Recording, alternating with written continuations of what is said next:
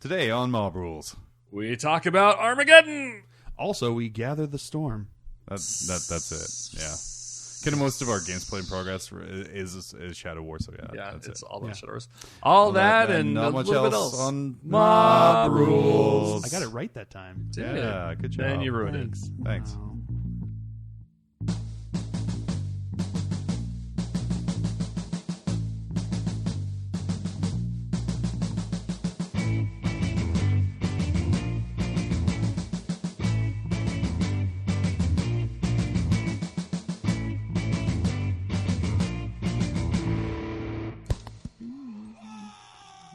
Yeah. Welcome to Mob Rules, episode 48.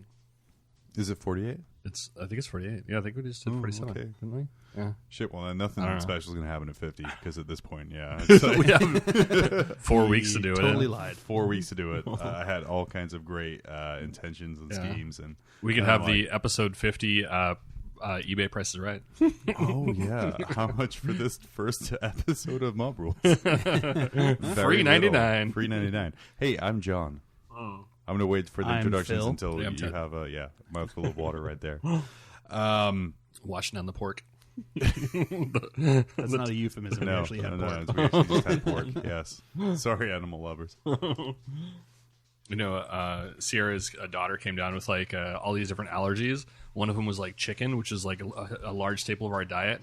But I was really glad, like the long list of things, pork was not on there, so we could still have bacon. Nice. Yeah. Nice. That's a sign of a good life. Yeah, it was like gluten free and all this other stuff, like all the other fun stuff. Bacon And it was is like, gluten-free. what the hell? Next is gonna be bacon. Oh, Bacon is gluten free. It's also carb free. It's the miracle food. Good call. Also terrible over here. Oh, really is better overseas. Yeah. Like You in just the gotta UK. make it floppy. In It's the- gotta make it wobbly. in the That's what my UK. dad always does. He does the wobbly bacon. Floppy. It's basically like wobbly bacon. It's too much fat. It's too thin. It needs to be Sounds thicker cuts. Anyway, this So, is like, more bacon higher on the coverage. hog? Yeah, we have welcome, our welcome to Bacon Cast. bacon cast. Yeah, where we talk about bacon. We'd probably be a way good more start. popular if we did Bacon Cast. Okay. I feel there's more Bacon rules. podcasts. Bacon rules. There's more bacon podcasts out there than there is Warhammer Are there? podcasts. So that I would Oh, imagine. So more competition. The gap is closing, I'm sure, if there is one. What would your episodes be like? Episode 1, What? production. Yeah. Episode 2, sales. Health benefits. Maybe you go around the kinda run world it and pretty like taste different bacons. Yeah. Oh man, Or we that's could just sit at a table with a bunch of bacon and just eat it. Yeah. And tell people what it It's says. just, what the, it it's tastes the like. Foley track of eating Yeah. bacon. We could have people That's from delicious. we can have people from around the world come and we could debate what is bacon or not. Like Canadians can come over and we could debate that theirs is not bacon, it's ham, and ours is right. And they would But I gotta give it to John. British bacon is pretty good. Yeah. Like Yeah. a bacon buddy Yeah. with Bacon with, buddy? Yeah, bacon booty. Bacon booty. Well, it's like you play the game on the Bacon podcast where it's like, is it bacon? Oh. And then you're like, no. that's it. That's it. That's the entire podcast. And it's still 6 hours of editing, but man, it's good. It's a real short one. It It's is. for that drive home when you live across the street from where you work. Yeah. So fuck bacon. Ted, what did you get up to for poor the bacon. miniature wargaming? So you know what I did today? What did you You know what I did today? What'd you do? Did you go on Facebook? Did you see it? I No, haven't been on I, Facebook I today. clear coded 4 orcs. Oh man. Do you know what this means? Did you finish 4 orcs? I finished 4 orcs. This is the first orcs that I've finished in about a decade. Nice. Oh, Yeah. man. So this is Ted's Summer of Orcs. It has begun. Nice. That's 4 so more I- orcs than I've ever painted. Oh no, I am a dang liar because I remember Really? I painted Did you some paint from like the Second second edition box, box yeah. set. Yeah, I had some of those orcs that I painted up horribly, and they have not seen Yeah. the light of day ever since. But technically, I did paint an orc, so I was technically a liar, Awesome. which is the best kind I of will, correct. I will Yeah. say we're recording right now. It's about 7:30 at night. I have been up since 3:30 this morning Oh, wow. for work. So yeah. You move right along is what you're saying. No. So I was Ted, like, quit your if I'm boring shit. lacking, Well, I'm I was- like, yeah, enthusiasm for Ted. Yeah, tee it up. My dog woke me up at 4:30 with ear problems, so If you yeah. hear me I'm not just like, don't know. Oh, that's, It's great because the new headphones that you got really made that bass delicious. It was like we were right there. Yeah, everything man, you the do whole sounds time. like an orgasm, like on the Wow. inside. First time you ever heard that. I'm That's sure. not the first time I've heard Oh, that. Yeah, It is. actually, It it is. is. It very much is. So orcs. orcs. You finished 4 orcs. Yeah, I got a second set of Shadow Wars and put that I together. hate you. Nice. Well, all right, so I guess we'll say that for later. But I did paint up most part of the first set. Nice. And also got some of those Imperial Sector cars off eBay. I think it's Grimskull. Yeah. You posted up the video on YouTube. Yeah, those are Right, and so those are kind of fun.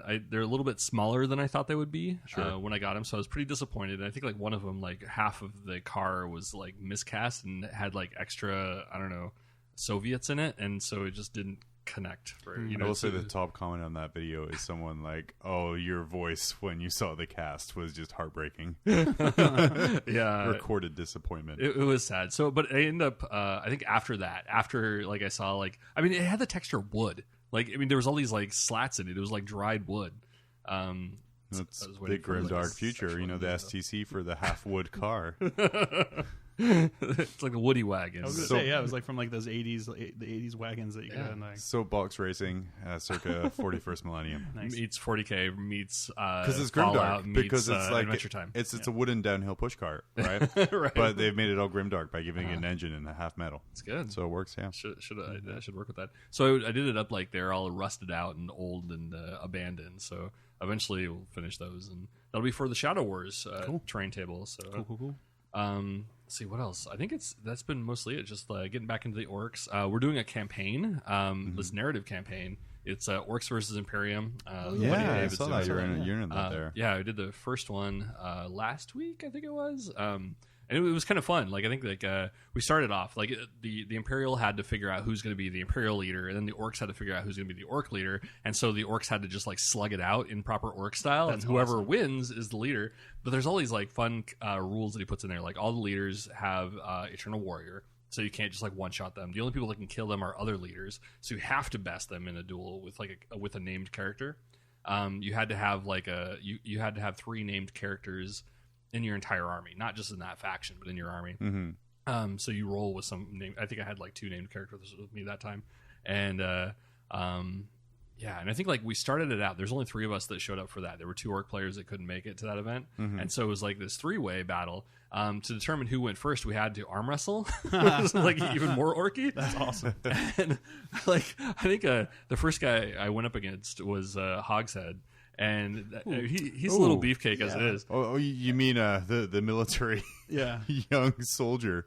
Yeah, and oh my gosh, I put like everything I had into that, and like after that arm wrestle, like I barely beat him. Did you? Yeah, and then I went up. I don't against- mean to sound as surprised Yeah, as that, but I mean, but, well, it surprised everybody there. But I think like the next guy I went up against, like I had to switch arms, and he just like immediately, boom, okay, done. But my right arm, like after like arm wrestling Hogshead, like I was in a lot of pain for about 6 days. Like, I'm going to use quotation marks here, but arm wrestling has made his right arm hurt. well, I was gonna make a comment, but my son was right behind me. I was like, man, that's my jerking off hand. Man, that's my jelly making hand. So that was a lot of fun. Like I ended up losing pretty handily. Hey. But I think one of the other guys, like it was kind of you had kill points, and so you got like awarded like general points, and there's narrative points, style points, and some other things. But then you can Is get this like Warhammer, or is this like synchronized swimming? it's all the above. Nice. We're all All the orcs, above, yeah. so it was like synchronized Did swimming. he make this system up himself, or did he find it somewhere? The game is, I mean, it's all 40K, but it's just Yeah, like there's yeah, tweaks yeah. to Yeah, it. yeah. So Well, there's like the tweaks. Did he make those up yeah, himself? I or- don't know. I think that Show some of me them what were you like got. inspired by the other things. Okay. Like he was watching the mini wargaming people Yeah, yeah. for some of his ideas, and then I think that some of them he just kind of like fudged and made up. So yeah, Show me it's been what fun. you got. That was what you guys were doing. yeah, It's good good. times. it was good. That was it. Yeah. That's, Cool. That's what I was up to. Nice. Phil Licious? Phil, Um, you're guaranteed to play some games. Yes, I played 1 or 2 games 1 or 2. today. I've been playing a bunch of games. I've been painting up a bunch of my stuff. I painted up a set of the Fallen, which was cool. The game went into a battle report that came out on the day that we're actually recording this. Okay. Went out today, so that's pretty cool. I was really happy how they turned out. I just kind of went with like the basic black pattern, the black armor that I've been doing, like what I do. And with you've the got like a bunch of practice off your Death Watch. Yeah, with the Death Watch. So I really kind of refined the way I do black armor now, which is kind of cool. It looks really good, and it's not hard. Nice. And it makes me very happy. And then I went with just like red. Because black something armor many people don't say. I was going to say black armor used to make me feel very sad on the inside, like and my floppy. Heart. Yeah. But then I did like now, exactly. And then I just went with like some like red detailed colors on them, and they turned out really good. I was actually really stoked how they came out. So does that mean you're going to be doing a 30K's army's worth of that's Fallen? That's what someone asked. They were like, are these Fallen or are they 30K Dark Angels? Yes. And I was like, definitely Fallen. Yeah. I'm not painting 80 of 30K these right now. Yeah, exactly. So I painted up that squad, which was kind of cool, and eventually I'll paint up Cypher. I painted it for a guy who had already painted Cypher, and I was like, I can do those guys. I was going to do it anyway. So I did those. I also painted up my first Neophytes that nearly killed me because it took me so damn long to paint them because I decided to do 19 at a time for some reason. Yeah. No better way to spend a week than doing 80 points worth of guys. That's exactly what it was. It was like 95 points or something in the special weapons. So it made me very sad on the inside. But they came out pretty good, so I was pretty happy with them. So is this going to be your Shadow War team? Possibly, yeah. Okay. I think so. I probably have to do some other ones because they all just have auto guns or like mining lasers and grenade launchers. So it would be an expensive way to run my team for Shadow Wars. But I think I'm going to do Gene Stealer Cult for Shadow Wars, which would be kind of cool. It's pretty amazing. Yeah, I think they should be pretty cool. I saw Matt on Mini Wargaming was playing a couple of games of Shadow War with them, and he kind of got his butt kicked a couple times. So I'm not sure. I got to figure out a way to run them. So we'll see what happens with them. I think it should be cool. And I also painted up a Goliath slash rock grinder truck. Did you post pictures of that? No, I haven't yet. It's an exclusive. Okay. No, they should probably maybe be seen this. This Wednesday. I kind of showed off. You mean 2 days ago? Oh yes, 2 days ago. Sorry, the latest Deep Thoughts Thin Coast that came out. I think I showed it in that. Oh, okay. But I was super stoked. It came out way better than I thought it was going to. This happens to me every time I paint something. I paint it, and until I get the wash on that, I think I've just destroyed the model and I've messed it up, and it's never coming out again. And then I put the wash on. I'm like, oh no, never mind. It looks good now. It literally happens every time. I was actually pretty stoked, and I magnetized the whole thing so I can use every weapon option that they have. I can run it as a Goliath or as a rock grinder because if I'm going to spend that much money on a kit, I want to get as much. Does it magnetize pretty well? Yeah, actually, magnetizing the front prow was a little bit difficult. The way I did it, I could probably find an easier way to do it, but the way I did it kind of gave me conniptions. But the gun, the big gun that the rock grinder uses, was stupidly easy to magnetize. There's like a slot in because it comes out. You can have it in two parts, and you just kind of change out the tip of the gun to make it the three different types of guns. Oh, okay, that's easy. And the main part there, when it snaps together, there's like a little like a ridge that's inside there. It almost looks like it was made for a magnet, and it fit perfectly with this one magnet size that I had. It probably exactly was. It may have been. I know with Forge World, they're really they're putting little concaves so maybe that's what it was. It was actually designed for this because it was stupid easy to do. Yeah, and then I just exactly, and then I just had to glue a magnet onto the back of the gun part. Yeah, and it was super easy to do. I was like super excited about it. So that I'm was gonna get some easy. Goliaths just to magnetize them. Go for them just for the fun. Scatter They also look super cool though. So throw them away after I'm done. Like look at this. You magnetize it. Done. Give me another one. Exactly. So I've actually gotten a lot of painting done. I'm building some Vanguard vets for my Death Watch now too. So so a fair amount of hobby work. That's pretty good. That's pretty good. Yeah. John, you've been putting together some scouts, I see. I have been putting together some scouts. Hanging out in your living room. I, too, got a Shadow Wars box. Nice. I assembled Baby's first scenery box by following the instructions. Nice. Exactly. Nice. Yeah. I got a bunch of that painted up, and then I ran out of spray paint. Okay. So then I couldn't prime anymore. Because, even with the silver stuff, I wanted prime black underneath it because then I could just gonna hit and hit. So when I ran out of black, I was like, well, shit. Yeah. And also for some reason the silver spray doesn't like take null oil quite as well. Really? It's a little bit too glossy. Yeah, it just slides really off. Yeah, it slides like off. wax or something. Yeah, you got to really glop it on, and I ran out of null oil as well. So I go, I got to redo that one. But I assembled a bunch of scouts out of the box, kind of filled in, like, I have a bunch of scouts anyway, or I'm sorry, recon Marines from 30K. So I have 10 sniper scouts. I have 8 bolter scouts already. Nice. So it's just kind of filling out those parts of my kill team. So I made a heavy bolter scout, a missile launcher scout, and then those are the ones I'm missing too. I've got some bunch of scouts for just my Dark Angels that I was looking at that and I was like, well, I don't have any of the heavy weapons guys because these are supposed to be my cheap troop boys. I'm trying to run a CAD to get some heavy weapons. Exactly. Yeah, mainly I've just run min scout squads with no upgrades to just get a CAD. Yep, exactly. I built all the special weapons and stuff to go with that as well. Mainly for Shadow Wars, and then I played a bunch of Shadow Wars. I know we're going to talk about that later. We played a kind of a shortened game, and then I played some more on Sunday. But that's really about it.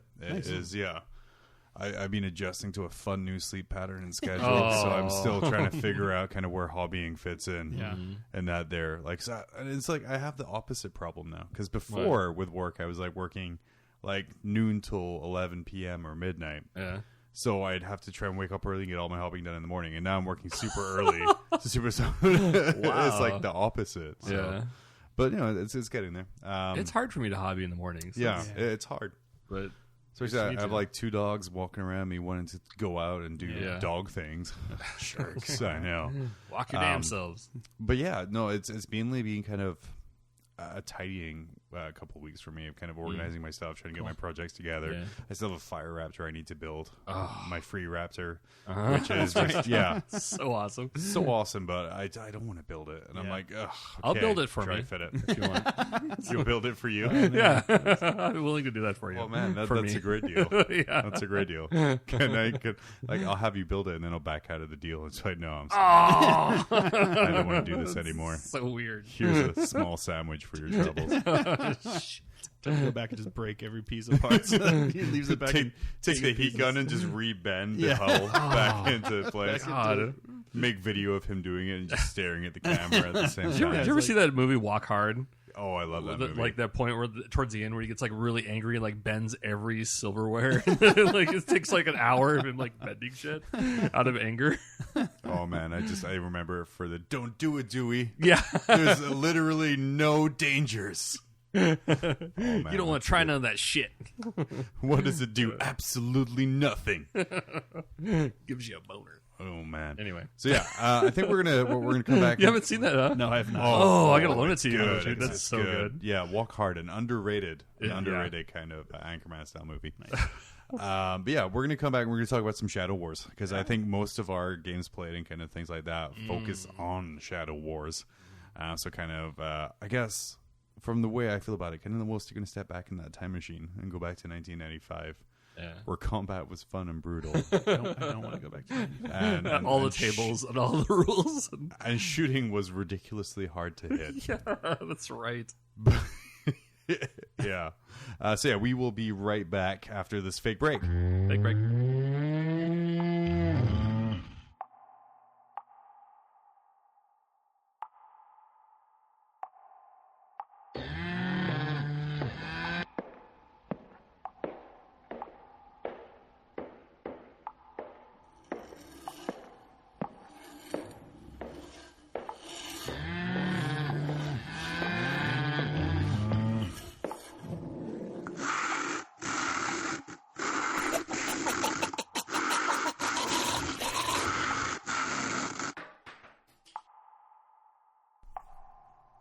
Soy, because milk is murder.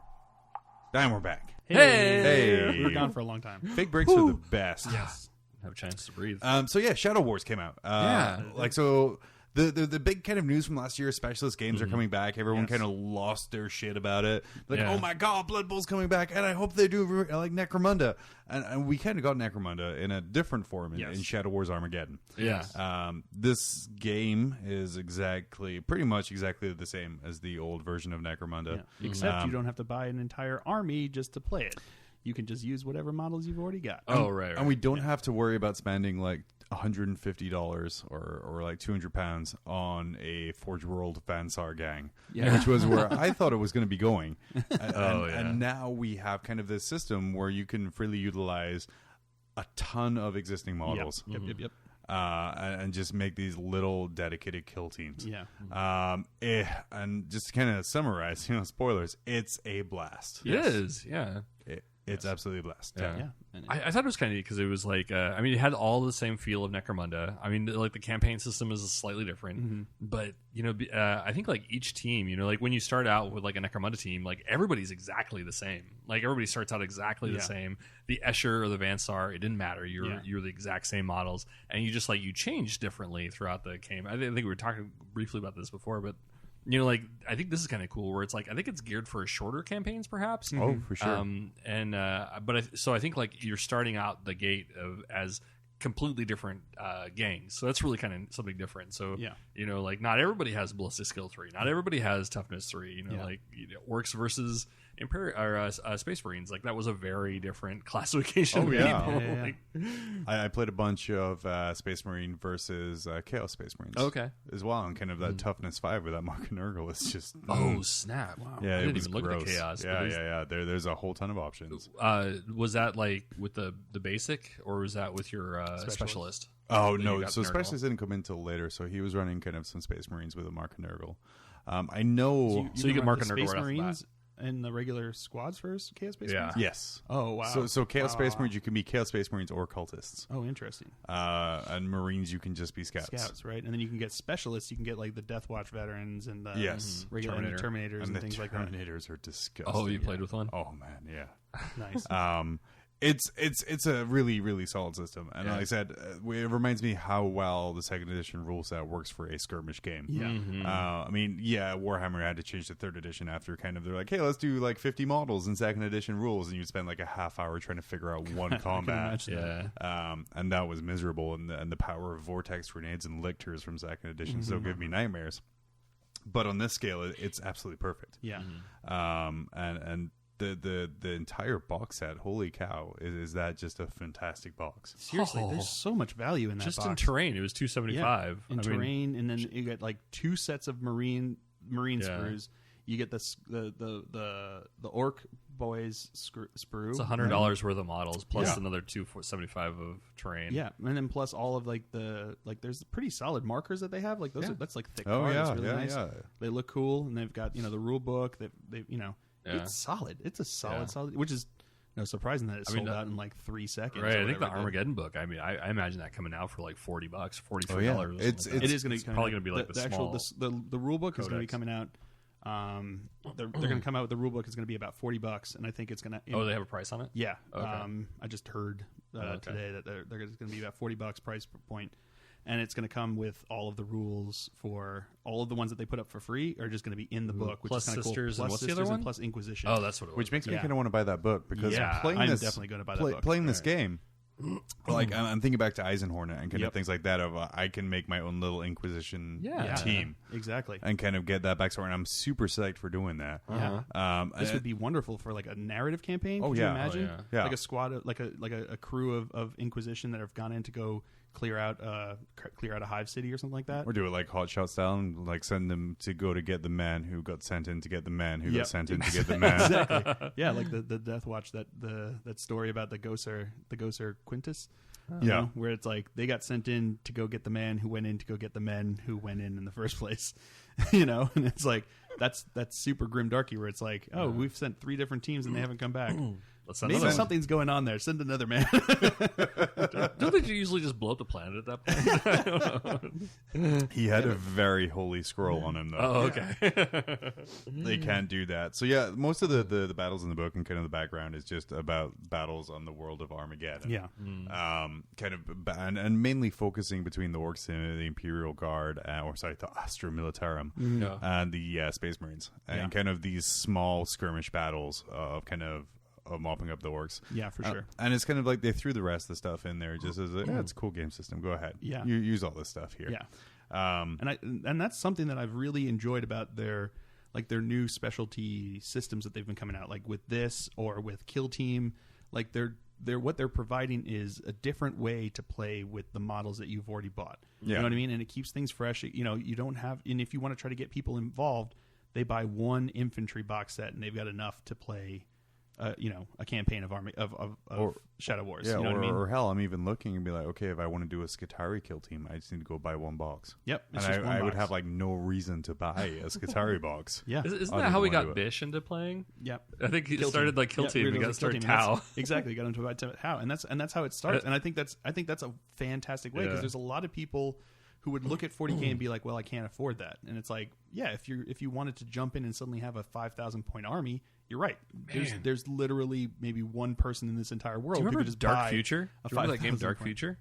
No, which one's that one? No. Oh, it was way back in the day. They had like the little cars. It was GW. They had like little cars, and they had like this. I think they had like a cardboard, like a raceway or road system. So you created that, and I think there's like little bikes and everything, and they had like modular guns and stuff. So you had a couple different kinds of cars. They were a little bit smaller scale, but there was like banking maneuvers, and you had to angle just right if you're going so fast around a corner and stuff like that. But yeah, it'd be kind of dope if they did like a Dark Future, like nowadays with the same scale. So it was like Dark Future with rhinos. Yeah, and that would be kind of cool. You know, that'd be another way of like, all right, you start off with Kill Team, you get your squads. Now you do like your Dark Future / some other name that they come up with that's not Dark Future. Yeah. Just to like get you the transports to get your guys around. And I think it's been fantastic what they've done. You know, like you can go in, you buy a collect starting box, and you have enough to play small 40K games. Yeah. You have enough to play Kill Team games, and you have enough that you can build a gang in Shadow Wars. You know, it's one box that you buy, and you can play 3 different ways and keep things different. You know, keep things fresh, because there's times when you don't want to sit down for 4 hours to play a game, and all you've got is like a couple hours. So then you play, or you've only got an hour, so then you just play, a Kill Team game, or you've only got like 15 minutes, so you play a Shadow Wars game. Yeah. Because you can get it wouldn't normally last 15 minutes, but we did. So did you look up Dark Future? I did. Yeah, okay. It's an alternate history and post-apocalyptic science fiction miniature war game by Games Workshop set in the future year of 1995. Where later updated to 2021. Oh, okay. But yeah, society's collapsed. Mega corporations run the whole thing. So we have 4 years before we're back. We're back at before they have to go into a re-release to keep it back in time. That's awesome. In May 2015, it was announced that Dark Future would be rebooted as a digital game entitled Dark Future Blood Red States. Oh, I think that's when they updated it to 2021. Oh, okay. Well, if that does well in the digital release, maybe it'll come out, because like Blood Bowl, they did that. To be fair, it's been 2 years and none of us have ever heard of it. So I don't think it did. Fantastic. They need a little bit more grimdark. But they've been doing a lot more of the specialty games, like and they've been successful. Like Blood Bowl was a huge success for them. Yeah. Oh yeah. Now Armageddon, I mean, this sold out in like 3 seconds for them. Like it's obviously something that's keying in on what people have wanted. Because I think there was a while there where they had a whole bunch of the specialty games, so people were like, yeah, I'll just keep doing Games Workshop stuff, and I can play however I want. If I want to do, Battlefleet Gothic, if I want to do Gorka Morka, if I want to do some Necromunda, I have all these different systems that I can play that are still Games Workshop. You know what I mean? And then they just narrowed it down back to focus 40K, and people were okay with that. But I think once you came back and gave more options, especially the way they're doing it now, where you can use your same armies in all of these different systems, it plays in really well with people's desire. Because you look at a lot of the gamers who do 40K. They're when they play board games, they play like a dozen different board games. You know what I mean? Like each time you get together, you're probably going to play a different board game. So this gives the ability for you to collect an army, paint an army, build an army, and then play it however you want to. So if you feel like playing a small skirmish game, you do Kill Team. If you want to do a campaign of small gang warfare, you do Shadow Wars. If you want to do bigger games, you do 40K. Sure. Remember back in the day, I think they were doing like Planetary Empires, and I think there was like the Battlefleet Gothic and Titanicus and stuff like that. And it was like it was in a way like you put them together like campaigns. So you'd play like your epic battle, and then you would get down to like the granular level. And like I never did this, but I had like friends who would. They'd play their Titanicus or their epic battle, and they like move on to like a regular 40K, and then they can get down to like Kill Team, although I think at that point people didn't have Kill Team, so it might have been like Necromunda and stuff. But yeah, you would kind of cool start with your Battlefleet Gothic for the Planetary Assault, and then move on to Epic, and then mop up with 40K. Yeah. I think it'd be cool. I think this really holds it out, even with the Shadow War. You know, I could see you doing like a bigger 40K narrative campaign, and then you're going along, and then you break it down to see what like one small squad doing there and play some Kill Team, and all of a sudden they get isolated. And they have to delve into, they have to follow the enemy, and they go into the Hive City, and then you follow them along with a Shadow War campaign. And I think it'd be cool. Or maybe a bunch of rebels trying to shut down a shield generator on the planet's surface while a larger battle rages overhead. That's no moon. So this is, the rules in a way. Like I think it's kind of neat because people were saying that with the rumors coming out about. And not rumors, confirmations as well about the new 40K is that like it's going back to is going to Age of Sigmar. And of course, we were saying how like it's actually going back to second edition. Yeah. I think like in a way like this is kind of giving people a little bit of a taste of maybe things to come in some ways, like getting people used to the idea of modifiers again, movement allowances, and so on. Like, what do you think? What do you think it would take to scale this up? Like, let's say we wanted to play. With these rules, but add in, like a Rhino or maybe like larger squads and just get a little bit bigger and so beefier. Like I think the shooting is super easy to scale up because it takes away things like cover saves and just modifiers. Yeah. So if you need a 3-up to hit, but you're shooting something that's more than 50% behind cover and you're at long range, then instead of needing a 3, you're gonna need a 6. That's super easy to work out, super quick. I think where it gets super bogged down is in close combat. One of the games I played against Sterling, we had kind of like a campaign in a day thing that we didn't finish either. Was it wound up a combat in the center for most of the game between 4 of my scouts, his specialist Terminator with a chain axe, and 1 Chaos Space Marine, and that was the majority of our time in the game. What was in that? Because things don't go out very easy. It was okay. So close combat in this game, and they're down, and they're up, and they're down. And it's so satisfying. I've never been satisfied by close combat quite as much as I do. Yeah. So I mean, if you haven't got the book yet or played second edition, you roll 1 dice per attack that you have. So my little baby scout's rolling 1 dice. Right. So you roll and say I get a 4. If you charge, you add 1 to your score, so you get a 5. If he rolls a 1 on his dice, because he rolls it at the same time, you get +1 again. And it's all kind of modifiers to get kind of a final score. And then you add your weapon skill, and then you compare results and say, like, I got 10 overall, my opponent got 7. It means I get 3 hits on him. And it's so sad. And then... Wouldn't it be disgusting to have an avatar in that instance? Yeah. So I did have... base 10, enjoy. I did have a scout who was... He was fighting against the Terminator, and he scored like 17 to the Terminator's 9. Oh shit! Because the way it works out is, and this really reminded me of Age of Sigmar. So I have 4 guys in combat with 1 Terminator, and so the first guy rolls 1 dice. The second guy gets an additional dice +1 to his result. The third guy gets an additional dice plus 1 to the +1 to the result. So by the end guy, he was rolling like 4 dice. +4 to the combat result, plus his weapons, and it was just scaling it up here, and it was very satisfying because those scouts with shotguns just like knocked down and killed a Terminator. Yeah, wow. Just because, he rolled terrible for his armor save, but still kind of just like the sheer amount of dice I had to throw at him there. Yeah. It was very satisfying. And so every time you go over, that's how many wounds you get, right? So in that case where you had 17 versus 9, that's how many hits you get. Right, so you get 8 hits on the guy, like when it's all said and done. Yeah. So now you're rolling, 8 dice to see about wounds, 8 to wound 8 rolls, saving throws. Like that's a grip from one dude. From one Space Marine neophyte scout. Which I guess makes a little, like, it does make sense, because if you get, you could be the best fighter in the world, and if you just get ganged up by a ton of people, you're gonna have trouble. You know what I mean? You're gonna have trouble. I think you really ought to like carve that guy's guns off and just like mod him to have like boxer tape on. Yeah, that's it. Just ready to rumble. Well, he deserves it. Like a mouthpiece. Oh yeah, he really exactly. does. But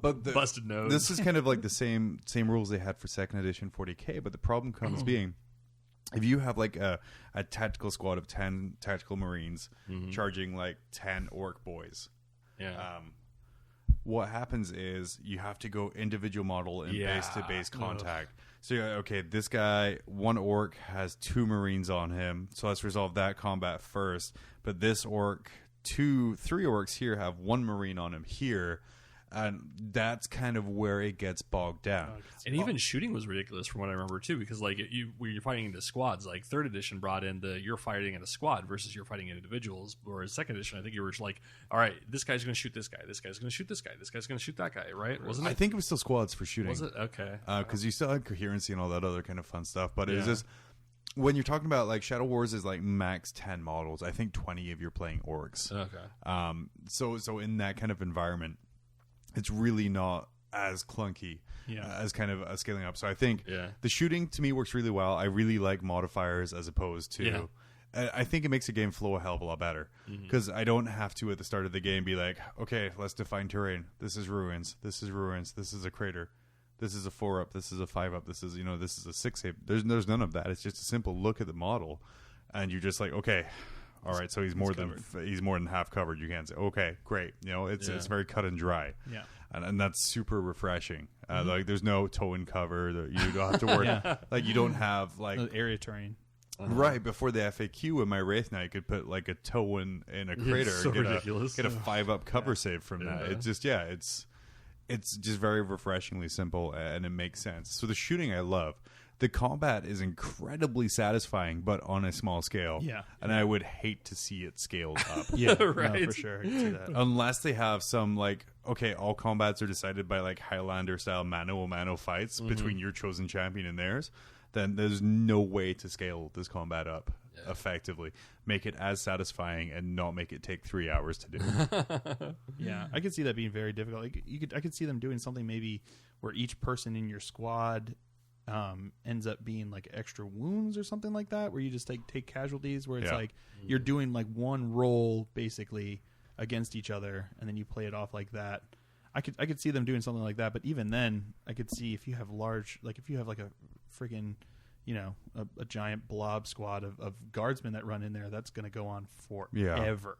If you got 50 guys there, it's like, well, 50 wounds. It's like, I just feel it's more indicative of how combat should be. Okay, it's like if you are a highly skilled, genetically engineered fighter fighting against an immortal 10,000-year-old tainted, genetically superior fighter. You should not be like, oh, I rolled a 2, I miss. You're not going to miss in that close combat. Yeah. So in this one, when you're kind of both dicing off and you're adding your modifiers, in my mind is very much more evocative of kind of this back and forth struggle and fight of you're getting your hits in, he's getting his hits in, but these are like the critical hits that are getting through. And like I said, it's narratively, it's very exciting for me kind of thinking of that. Yeah, I think so. I think it's cool. Let's talk a little bit about our game, Ted, of kind of my first experience with Kill Team. Like I said, popped your Kill Team cherry. Shadow War. Oh, sorry. Shadow War. Yes, thank mutually you. popped each other's cherries. Wrong squads, guys. Wrong skirmish game. Infinity. It was kind of neat, but I think like I think like building the teams, like I think I would definitely do things differently now that I've seen it like put together, because I know like you really maxed out your war gear, or really like pushed your war gear, right? I did. So my kill team, I had 2 snipers with pretty much maxed out war gear, and that was over half of my kill team. And I had 2 like stripped down neophyte shotgun scouts, and then 1 bolter guy. And that was it. But those sniper scouts, holy cow! It's kind of like they had like 50% extra range plus 1 to hit. That was cool. Yeah, and it was like in Overwatch, they were just cover. Yeah, it was all kinds of gross stuff going on there. Magnetic clips everywhere. For my second go around, I kind of powered down the upgrades a little bit Because I mean, it takes a little bit of getting used to running such kind of small teams. Yeah, I think like in a way, you and I had, and maybe this is why they're in the box together. But like we had polar opposite armies. You had a very shooty army, and it was geared. You could become even more shooty depending on your war gear. Like you were taking the red dot site, so you were basically ballistic skill 5. Like I'm orc, so I'm ballistic skill none, and and also like I ran, and like in running, and since I was spending most of the game running, towards me, I will say, not cowardly away. Just in general, we're making designs in the sand, trying to around a track in the middle. We're trying to signal the aliens above to come down. But anyway, like because we ran, it was -1 to hit, so it was like that red dot was just kind of like negating the fact that we ran, and then there's terrain all over the place and everything. So I think like shooting was really difficult. I mean, it was really difficult for me. I think like you ended up shooting more of your guys than I shot your guys. Okay, so highlights of the game. Yeah. The first thing I do, because I didn't really move anyone, I put a bunch of people in Overwatch, and I'm like, okay, my scout sergeant had a sniper rifle all tooled up, and he was gonna shoot a guy on top of like a void shield generator that wasn't a void shield generator. Yeah, anymore. It was a powered down void shield generator. It was a powered down old, rusty, abandoned void shield generator. But so he shoots, and I roll a 1. And you made sure to have a buddy right in front of him. So if I shot, like I would have to shoot his buddy versus him. And you had him right on the edge because he wanted to have a good vantage point. So yeah, the rule is you have to shoot the closest model unless it's too hard or something like that. So I'm like, so I have this little bolter bro at the front who's like, okay, you're just sacrificial meat to pretend. Meat shield for my sniper rifle. Yeah. So I shoot and I roll a 1 to hit. In Armageddon, that's a terrible thing to roll. That means it's a stray shot, and anyone within a half inch of that firing line that's friendly could possibly get hit, but only if you roll another 1. Ha ha ha! Only if you roll another 1. Ha ha! Oh, that's a 1. And I rolled another 1. Oh, he did. He didn't die. He did, however. Then I decided I wasn't going to use that dice anymore because it rolled 2 1s. No. I think you rolled it again, right? No. Because because you actually rolled higher than his initial. Because then, I rolled it again and it got a 1. Yeah. And it failed to wound. So I'm like, screw that. I'm not using this dice anymore. So then I roll to see if he falls off, because when you go down beside a ledge, there's a chance you can fall off, so you have to get your initiative or under to stay planted on top, but down. And of course, Scout's 4. Who can roll 4 or less on a d6? So I rolled a 5. John's other dice could. And he fell. And he didn't knock himself out though, did he? No. He fell down. So yeah, my first Shadow Wars experience was shooting my own guy in the back of the head, causing him to fall the gaming equivalent of probably 60 feet. Yeah. And then luckily not wounding him, because I went and grabbed the shitty dice that was rolling 1s and used that for my falling damage, and it came up 1s again. So so that was pretty neat. A good memory. Another one was in the same void shield after Ted kind of mopped up the other side of the table. With your help. With my help. I think I shot another guy again, right? Yeah. I did. Yeah. So Ted charges an orc up my guy into close combat. Yeah. Of course, close combat's a little bit more equal. I punch him off the edge of the building. So this is the second time we go into combat, because I think you knocked the guy down, and then I ran up, and like another guy was knocked down. So I had like 2 guys laying prone on the bottom of the void shield. I run up with my third guy to try and do what the orcs could not. The knob couldn't even do. You knock him down. He falls on top of my guys below, which causes damage to my own guys. He basically Leonidas'd him. He was like, "This is Sparta, all the way," and kicked him right off the edge onto the other guy. And then I had to quit to leave to go to a family barbecue. But it was kind of funny because the guy he kicked off was fine. He didn't take any damage from the fall, but the guy he landed on got wounded. Which was my knob. It was his knob. Just his knob. Took a wound. So the other guy landed in the knob, and the guy was like, "Oh, well, thanks for breaking my fall." And he was like, I just had an orc land on me. He's the carrying knob. Yeah, exactly. So I went back to the drawing board because like that earlier the week, Sterling was like, "Hey, you want to play some games on Sunday?" So I'm like, "Yeah, okay." So I kind of go back to the drawing board, and I'm like, "Okay, let's do this." So I changed it up a little bit. I had my OP overtooled sniper scout sergeant again. I added a heavy bolter in there because heavy bolters are nasty and they do work. And then I had... Well, what's the negative you have a save modifier plus you have the strength 5, right? So there's a -2 plus a strength armor modifier. Yes, and also it's sustain fire.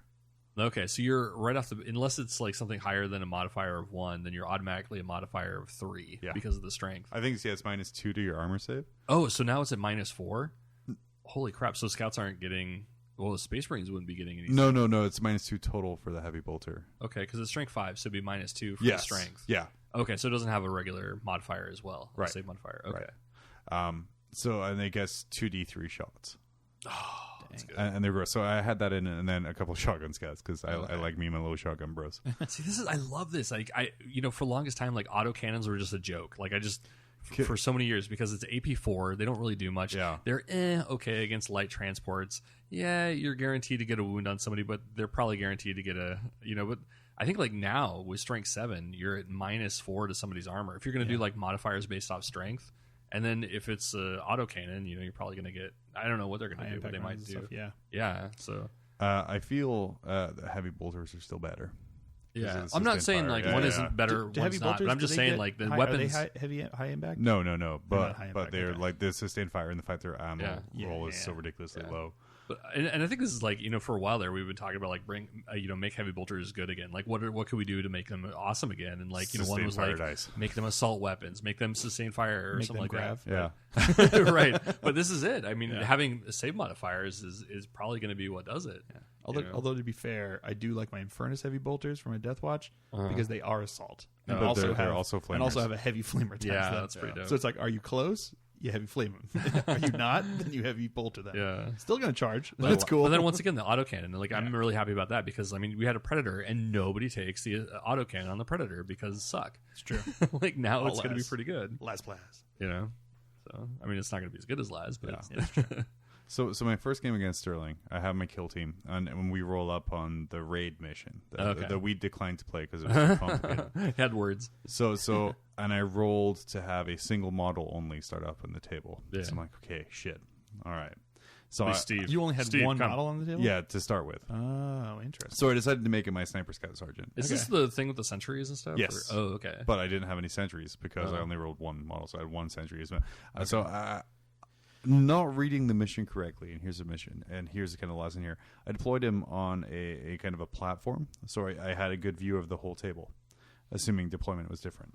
But it was not. Deployment was different. So Sterling moved his kill team in, and they all perched on the high ground, immediately looking at my guy with no cover whatsoever. Oh, I see what you did there. Yeah, he had the high ground. We all know what happens with the high ground. Yeah. So my reinforcements did come on. However, they came on the opposite side of the table. Oh no! So they just had to come in, destroy a door, and then leave. So I lost that one horribly. That was an auto win. Horribly lost that one. Game 2. I decided to add a shotgun scout again because you get, it's really easy to kind of add to your kill team and kind of get that progress up there. And that one. So this is like you get 100 points and then 100 points with a war gear, right? So you get 100 points and then you get 1 Prometheum cash if you lose, right? And D3 if you win, right? But I think you get a war gear allowance too, that's the 100 points. I think it's like 100 points for a guy, and then it's 100. So it basically ends up being 200 points. I thought you could cash in the. No, you can cash in the. You can cash in that for more, but I think it's like 200 points basically. I thought it's just 100 points, but anyway, the way we were playing it was just kind of 100 points plus a Prometheum cash. I mean, if you felt, if you were getting guys, what's a scout like? 80 points? 75 for the neophyte plus a shotgun. Okay. So this one was an ambush where I had to split my kill team up into groups of at least 2 people. Mm-hmm. And then I started by putting one group at the center of the table, or within 6 inches of the center. And then Sterling deployed his entire kind of Chaos Space Marine force wherever around it. Mm-hmm. And then I rolled dice for the rest of them. If I rolled like 1 through 5, they set up within 4 inches of existing models of mine on the table. Oh, okay. If I roll a 6, I can put them anywhere. Oh.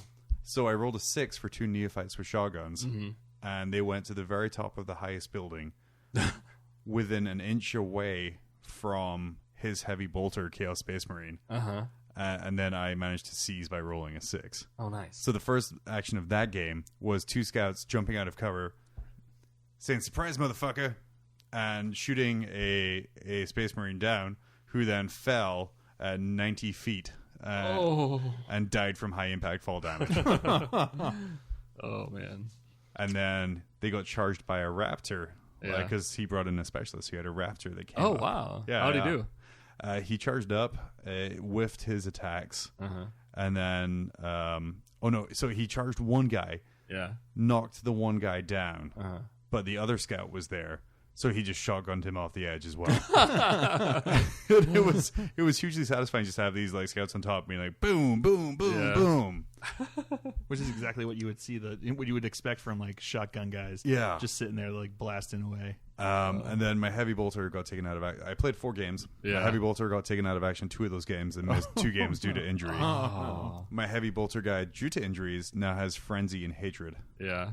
Which means he has to charge and run towards the one character he hates, who is the guy who injured him. Oh my gosh. So I just looked it up and I was like, so one of my things was like, from our game, was like, why am I even taking a rocket launcher? Like, that was kind of ridiculous. It's 130 points? 130 points. 150 points, I can get a big shooter. And then I might actually hit something. Might blow myself up. Doesn't it scatter, though? Rocket launcher? Rocket? It's not a blast, I don't think. Okay. So, but I was just looking up to see if orcs can get a red dot laser sight, and they can. That's ridiculous. Nice. I kind of want to get a red dot laser sight, and I think they get a get finder too. So if they stay stationary, they can get +2 to their ballistic. Nice. That makes them Space Marines right there. Just so long as your opponent does not move and they are large. Yeah, it's kind of like a target lock, or on like shooter games, like a cheat code to just kind of give you auto lock. So what do you guys think about? I heard someone talk about what they thought that campaigns with Shadow War were better between like 2 people, you and a friend, or you and like 2 friends who were getting together and just fighting kind of between you versus like a bigger league, because I saw there was a bunch of people doing the league here at the local game store. Looked like there was a bunch of people playing it, which looked like it would be a lot of fun. Just a whole bunch of people, just all these different crews like fighting off against each other. But someone was saying, what was their argument? They were saying because just the way that your armies build up, because of things like the fact that you get frenzy against like a specific model, and you get like all these ways, and like also the back and forth that you get like as you're winning and losing missions, that you're gonna like kind of just like power up equally with each other, versus if you come in, you play 1 game a week, and suddenly you go up against this guy that's been playing 4 games a week, and he's got like 30 dude bros out. That's actually a really good point, because I think that the way Necromunda and Gorka Morka, which shared a lot of the same rules or philosophies, was that if you fought somebody who was of a higher point value than you, or it had a lot more experience, or had a higher value, you got more experience. So there was like an underdog bonus. Yeah. Whereas I don't think they have that with this. So you are assumed to be equal. So if you're if John plays 5 games, I play 1 game. John's going to wallop the shit out of me and get D3 caps. I'm still going to get 1. Yeah. So I mean, there isn't an equalizer like that. Yeah, that's what they kind of were talking about. They said that it's kind of if you're playing the same person back and forth, or you're playing with like just like you and 2 of your friends who are getting together like at the same once a week together to play, and you're just playing at the same time. I think scaled up better that way. I think with a campaign, as long as they have it geared, and I haven't really looked at the campaign stuff because that meant reading when we were doing the unboxing, and I was not into that. Yeah. But like as long as everybody's like playing the exact amount of games, and maybe I would hope that they would have like some sort of thing like that, where like, all right, is everybody have their game 1, and does everybody have their game 2, and then everybody's going to be technically equal, so long as they don't lose people. But then that would have been the same thing. Even in Necromunda, if you would have lost people, you still would. Yeah. That still counts towards your point total. Yeah. So even though they're dead, your count is still having that person. Yeah. So I feel Shadow Wars Armageddon works amazingly well the same way that Blood Bowl competitive tournaments do it, where you choose your starting roster and you don't level up, you don't advance at all. And if you're going to do it in a multi-group person, that's just how it has to be done. Mm-hmm. So if you have like a league with 15 to 20 people, to keep it fair and consistent, your starting group's your starting group. There's no leveling, there's no skills. Yeah. That's the only way to keep it fair. I started on Sunday when I was playing Sterling with 5 scouts. I ended after 4 games with 9 scouts. And like 5 Prometheum catches, which I could spend on whatever. So that's a considerable change. That's a considerable change in 4 games. So to go up against a new person with no kind of handicapping system to make it easier for them to kind of play an even game with me, that's no fun. Because I got to tell you, with 9 leveled up guys, like my frenzied heavy bolter guy has like crack shot, and like my leader has shooting skills. He has like marksman and stuff like that. So it doesn't make it fun. I remember playing Necromunda. So I think there should be like a, when you're going into a campaign versus like this versus a tournament, because I think that there is like kind of like a mindset like, we have to be fair because that's how tournaments work. But remember, like, this is a campaign and not a tournament. So there is like the idea of the campaign versus a tournament is that there is like leveling, there is advancement and so on. So you do have to have that advancement in order to have a campaign. But yeah, it's just like, how do you keep it consistent and don't have it to where like one person is just getting walloped? And that would be like you so long as you say that like everybody has to have their game and everybody has to have equal games, you can have your increases. And of course, like, you have to be thinking about like, if I'm going to be gearing my my characters to take out Chaos Marines, then I'm going to get walloped by orcs or something like that. So you do have to play like the everyman, right? But I think that it is that. But like, remember, like, this isn't a tournament, so I'm not even talking about kind of a tournament. It's described as kind of a league, and if you have, I think what you're talking about works great for like 4 to 6 people. And that's fantastic. That's easy to organize, but you're herding cats as soon as it gets over 10. So kind of and. It's not so much like a competitive, and it's kind of a fun factor for the game. It's no fun going to a table with your starter kill team and looking over at like 10 highly skilled advanced models. And I'd be like, well, what do you have? It's like, well, I have this guy with this guy, this and this and this and this and this and this and this. What do you have? I have 4 scouts with shotguns. I like models. But in that scenario, I guess like you have either the person who like came in and hadn't played any games, or you have somebody who just like doesn't know how to gear their stuff, or they just lost a whole bunch of stuff. Like, I think you're talking about like, if like today they started the league. And there's a whole bunch of people playing there, and they were just playing games and then playing the next game and then playing the next game. And if they're leveling up like that, it's like day one they've had 4 games of leveling up, and if I haven't gotten my games in, my first game is going to be against someone who's had 4 games of leveling up. And once again, like, that's where it's up to the campaign manager to like make sure that you get your games. Everybody has the exact same games, and you're going up against somebody who has had the same amount of games. Which and that's you can do it, but I think that would be fair. And I does wonder take extra if it would be possible to do that with like a league. You know what I mean? Because that's just kind of like the way they. So like a campaign is one thing, and it's just like the league, I feel, is like a different setup for that as well. Yeah, because I think this is going to be super sweet for like smaller like campaigns and smaller things where you just get a couple guys together and you're like, let's throw our crews against each other. Let's go do that. That'll be a lot of fun. And I wouldn't want to do this like, if they're going to have like a big, one weekender where you're playing like 80 games in like one night, like, I would hate that. Like, it would be really lame if it's like, like LVO sized, like event where you just... I don't know. I feel like this game leads really well to kind of locking you and your buddies in a dark room for hours. Yeah. And just playing just a ton of games. Right. Yeah. I'm saying like when it's LVO size, where it's like 300 people and you're like trying to mash through like a campaign. Like that's where, like, and I think it's like that, like you have to be...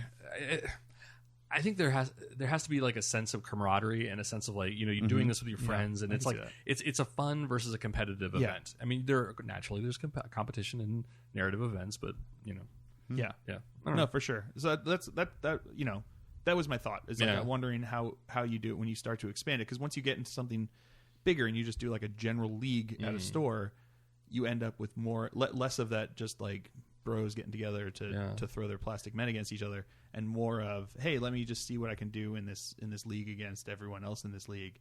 And there are winners and there are losers in that kind of system, and I wonder how it scales up because of that. You know what I mean? Yeah, and I'd be curious. Like, I think GW had said that they're not interested in. I mean, as far as they're concerned, this is a one and done. I think they said that there's going to be like one supplement, but that's about it. Of course, we all love it. That was before it sold out in like 30 seconds. Before they started drowning in Shadow War's money. Exactly. So, if it ends up being like that 1.5 done, they're probably not going to make it future proof. Yeah. But, if it ends up becoming like hugely successful, like maybe there will be like another system where they're like, okay, well, that campaign system was fine for the weekend we thought this thing would last. Yeah. However, maybe there will be like underdog handicaps. Or like I could see them doing Shadow Wars Cadia or Shadow Wars Bao. That'd be kind of cool. Mm-hmm. And I could totally also see them doing like in future releases, whatever, be it Codex or War Scroll or whatever it is, that when you get that with your faction, that it'll have the rules for 40K for that faction, and also the rules for Shadow War for that faction going forward, so they can What edition was it that had it was 40K in a Flash that actually had that in the rule book, or was that Fantasy that had? One of them had like this, like it was either 40K in a Flash or was that Fantasy one that was like the skirmish game? I can't remember which one. It wasn't Mordheim, but it was like it was like Kill Team. Actually, I think it was Fantasy. I think there was like 7th edition or 6th edition that had like they had their main play, then they had this skirmish game that was like Kill Team, and it was in the main book, so you did have that option right there. It originally came out like a White Dwarf, and then they just threw it in there. I could see them doing that because it seems like their aim, like they did with Kill Team, like they had the Kill Team competitive, like the league stuff that they had for Kill Team that they set up, like the organized play stuff. And then they have the organized play stuff for this. I could see them gearing it up and being like, how do you want to play with your models? Here are a bunch of different options that you can play with your models. Go have fun. Go do it. And there's a lot of people who are like, well, you could just do that anyway. But once like the actual game designers tell you that this is how you can play it, it holds a different level of credence to it. You know what I mean? It makes it a little bit more universal for people to be able to play it. And I think that would be interesting to see if that's what they're doing going forward, because they've kind of insinuated that they're going to have like the 3 different methods of play that they had, open, narrative, and this one's kind of weird because it is like it's a very distinct rule set. You know, it's like if they're going to be simplifying it, this is definitely not something you'd put in the main book. Yeah, this is not simplified. Have Kill Team in there. But it would be interesting. I think it'd be kind of cool. I think it'd be I just love the ability to play with my toys in many different ways, and I like that. How do you think that they would put vehicles and stuff in this? Like, do you see? Did they do that? I know they did that for Gorkamorka. Yeah. That could slot over pretty well. But how did they do that for Necromunda? The problem with the Gorkamorka rules for vehicles is it was super simplistic and very orky. so like your vehicle moves 6 inches, and then you could try and hit the big red button and go for it. So if you roll a 2+, it could move another 6 inches. And they could try and go for it again. And you could move another 6 inches, but on a 3+, and then a 4+, then a 5+, then a 6, then a 6, then a 6.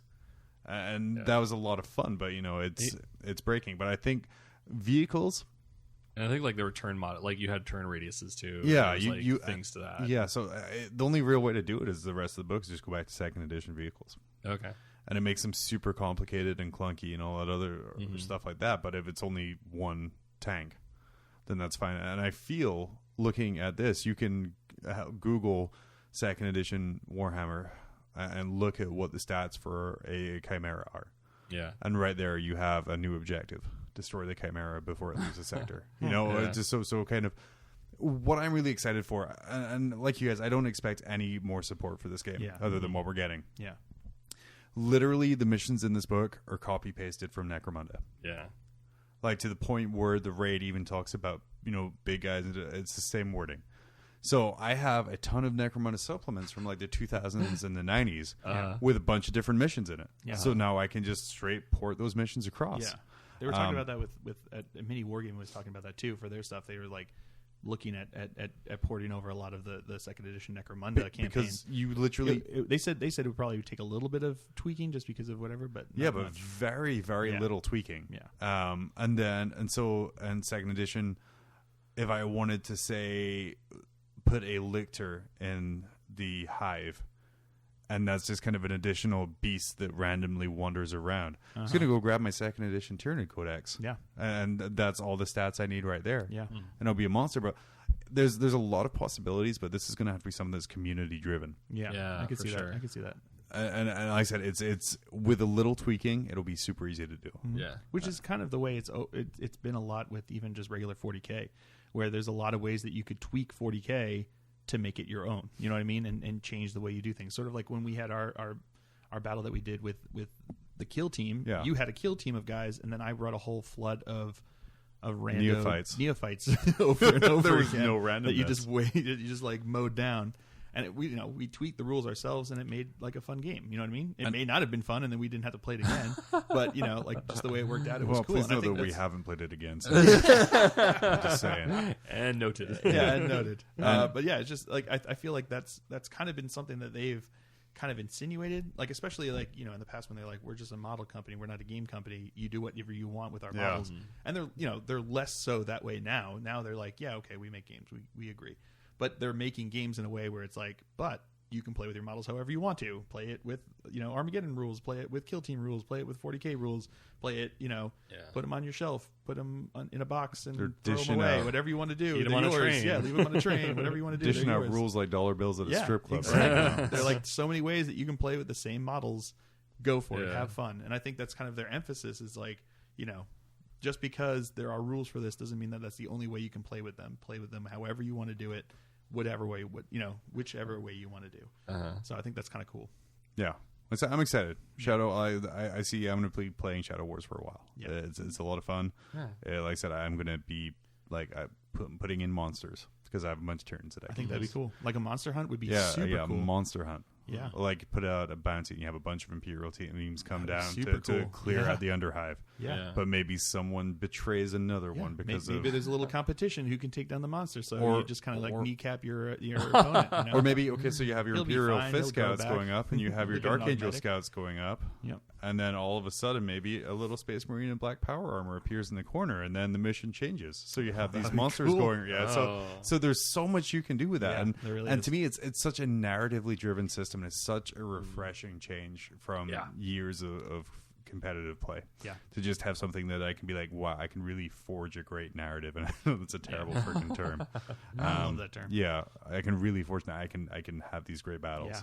I think it'd be cool. And I think it's kind of fun to think about the possibilities of using all the different ways that they have. So have larger, Apocalypse games, smaller 40K games, Kill Team games into Armageddon games. Like the whole way of seeing how a war works and breaking it down to the different components and being able to play them through the same campaign, telling the same story is kind of cool. Well, what it really reminded me of is something I read in Beast Rises book 10. No, it was near the start of the book, so not huge spoilers. But when they kind of fire the individual kill teams off and they each go to different locations, and they kind of one team works its way through an oil rig. And one team works its way Thankfully, through. I just got through that part of the story already. But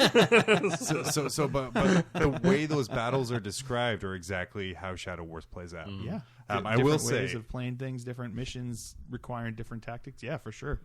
Fuck you, Black Library, because there are no Imperial Fists in my Shadow War Armageddon book. For all Imperial Fists who go to Armageddon die. Hey. Oh, there's no in the skill tree? There's no Imperial Fist in the skill tree. Oh no! There's but technically there's also God, no Ultramarines. They have all the orcs. Oh yeah, they have no Ultramarines in there. There's just or Dark Angels. I don't know if anyone's seen that. Of Gilliman. They don't have any. They don't have any orc freebooters. God damn it! They left one out for us. Well, to be fair, rage quit. To be fair, Marines have got everything they've wanted for years. This time, orcs got something they wanted, which was, hey, there's your clan-specific factions. Yep, they're back. Yeah. But I just think it's kind of interesting to look there. There are no Ultramarines. There's only the Sons of Gilliman. There are no Dark Angels, just the Angels of Redemption. I gotta pull. Is that a hint at what's coming in the further fluff in the books? That would be kind of interesting. I gotta pull a goddamn fill and run my Imperial Fists as Ultramarines. Or sorry, Sons of Gilliman. Yeah. Woo! Cheese puppet. But yeah, I think we're good in Armageddon. I'm a huge fan, and I love it. And I think we're gonna be pinning up some scenery and hopefully filming some stuff because the shit is rad for sure. A mob rules campaign. I think it'd be fun. Campaign. Part 1 on Glacial Geek, part 2 on Mob Rules, and 7 people will see part 2 and get super confused when they see part 3 posted the following week. Oh, jeez. Dear Glacial Geek, what happened to part 2? Oh man, we'll have to do some creative end screens for that. There you go. Oh yeah. Previously on Kill Wars Armageddon. That also means that Mob Rules has to actually do what they say they're going to do, and we have to release it at the same time Phil does. So what you're saying is record it all weeks in advance, and then release. We'll have to actually plan these things. Yeah, planning. Damn it! All right, we're the worst. We're gonna take our second fake break, and then we'll be right back to read back to talk about some dissipating Storm 3, Rise of the Primarch. Gynecomastia is a myth, and so is gout. Ever met somebody with gout? I thought so. Why do we know much about these? Because we are soy. It is our job to know about your body. What we do know is, soy is a complete protein that can replace animal protein. It is a great dietary fiber, and can reduce your LDL and triglycerides. We also know that if you develop man boobs, it is not our fault. It is your dad's. Soy milk. It's not as bad as they say. Man, I really should have queued up some good lightning sounds, like.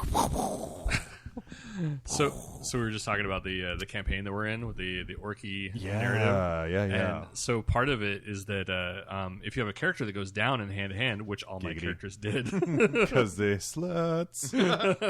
Hey, Mister, hand to mouth combat. Yeah, you know what my guys won't do for a couple teeth. Scum job. That means they're poor. So anyway, they go down and you roll on a chart, and if you roll a 6, you get something. And so my weird boy rolled a 6, and I guess the on the next chart he allows him to have anything on the war gear section. So we're trying to figure out what would be a good war gear thing. Oh man, I did just read the Dark Future Blood Rat States. The digital edition is not yet released. So they still have a TBD on it, huh? Yeah. Oh, that's dope. It's just a small independent company without a publisher making it. Or a company. So they're a company without a company making it. So they don't have a publisher. It's Auroch Digital. Oh, okay. And it's a labor of love for them, and they will release it when they're ready. Oh. Which I kind of like, actually. They're artists. Yeah, they're artists. It's not ready yet. It needs more purple. It said coming 2015 Christmas, then summer 2016, then December 2016, and now just 2017. Oh, okay. But like I said, they're at least taking their time. That's dope. Check it out. Yeah. Being broad, you're not going to miss, right? That's right. Well, maybe they will. They seem to miss 2016. So now following that up is a year after it releases, they're going to re-release the board game. So you heard it here first, folks. Mob Rules dropping the rumors. Command a team of ruthless highway warriors on the gang-infested highways of North America's wastelands in this real-time shift vehicular action strategy reboot of the cult classic Games Workshop car combat game. That was a super difficult sentence. That was a super difficult sentence. An alternative America 2023. Too wild to be true, too close for comfort. You know what's great is if they keep pushing it back, it's going to be on the year it comes out. I think every year gets pushed back. It'll just be a documentary of what's actually going on outside. Yeah. People would be like which app was it to play that? Was it Dark Future or CNN? Which I don't remember. Exactly. It's the same thing. It's evening commute. Shit, in New York. we made our U.S. president a reality TV show star in the game, and now we have to take him out because it's real now. Oh, it's a real thing, people. Like Death Race 2000 with David Carradine with the grenade hand. Did you see they have a new Death Race out on Netflix? Another one? Yeah, it's hilarious. This is the second reboot. It's Roger Corman doing a sequel. It's Death Race 2020 because they had the first movie back in the 80s, and they had another one that came out 10, 15 years ago or something with like that. what's his face, Jason Statham. That's the one. Was that it? Is it? So they're doing another one? There's another one made by the original creator in the original style of the movie. Wow, and it's fantastic. They're gonna bring David Carradine back to life. So no. It's a different. The penis hat? I forget. Helmet? Shit. Oh no, it's for people who watch Arrow. Yeah. It's Manu Bennett. I believe is his name. He played Slade in Arrow TV show. Nice. He is the new Frankenstein. Oh, nice. But it's ridiculous. It's fantastic, and I loved it. It was like schlock 60s B-movie style. Nice. And it's Roger Corman is awesome. It's great. Yeah, it's classic Corman. Yeah. But hey, Gathering Storm 3. Oh, Rise of the Primarch. We all brought our books. We did. We got our books. We can read them in tandem. Let's all read in silence. I got somebody's butt that just fell out of my book. That's not silence, Ted. Sorry.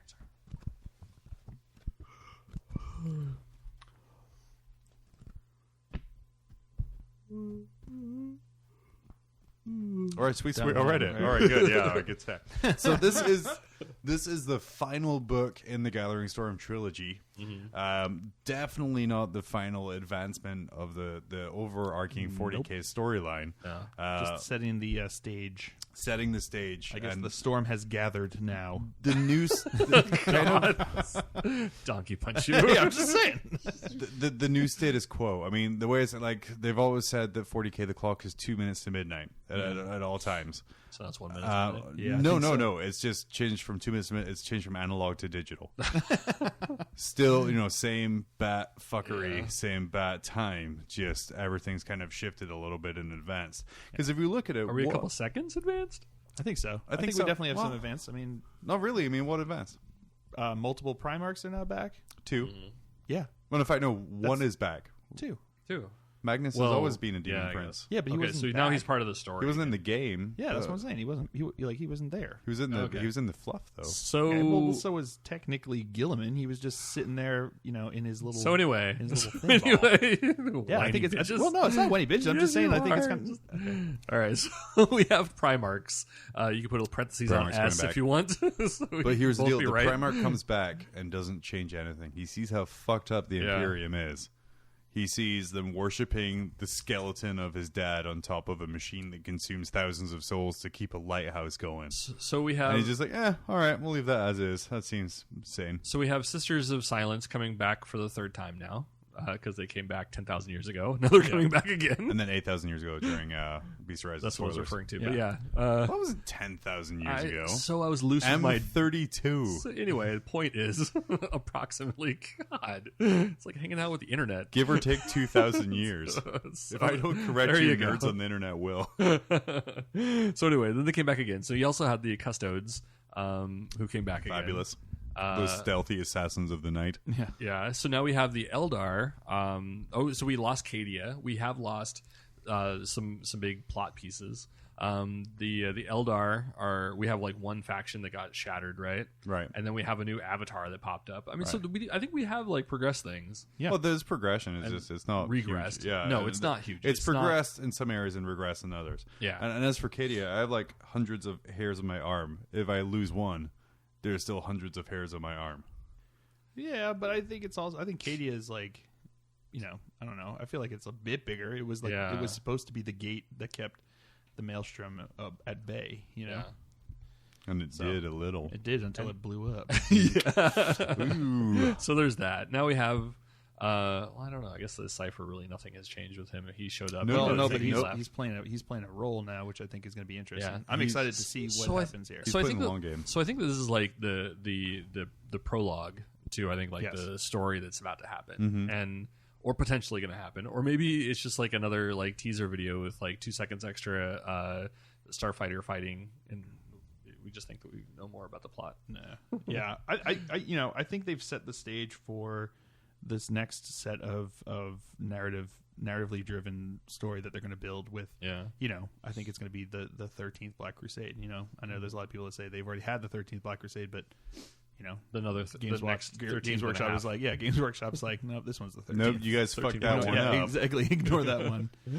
I mean, the idea of letting the players decide what happens is great until Chaos curb stomps the entire universe. And they're like, well, we can't exactly make 5th edition.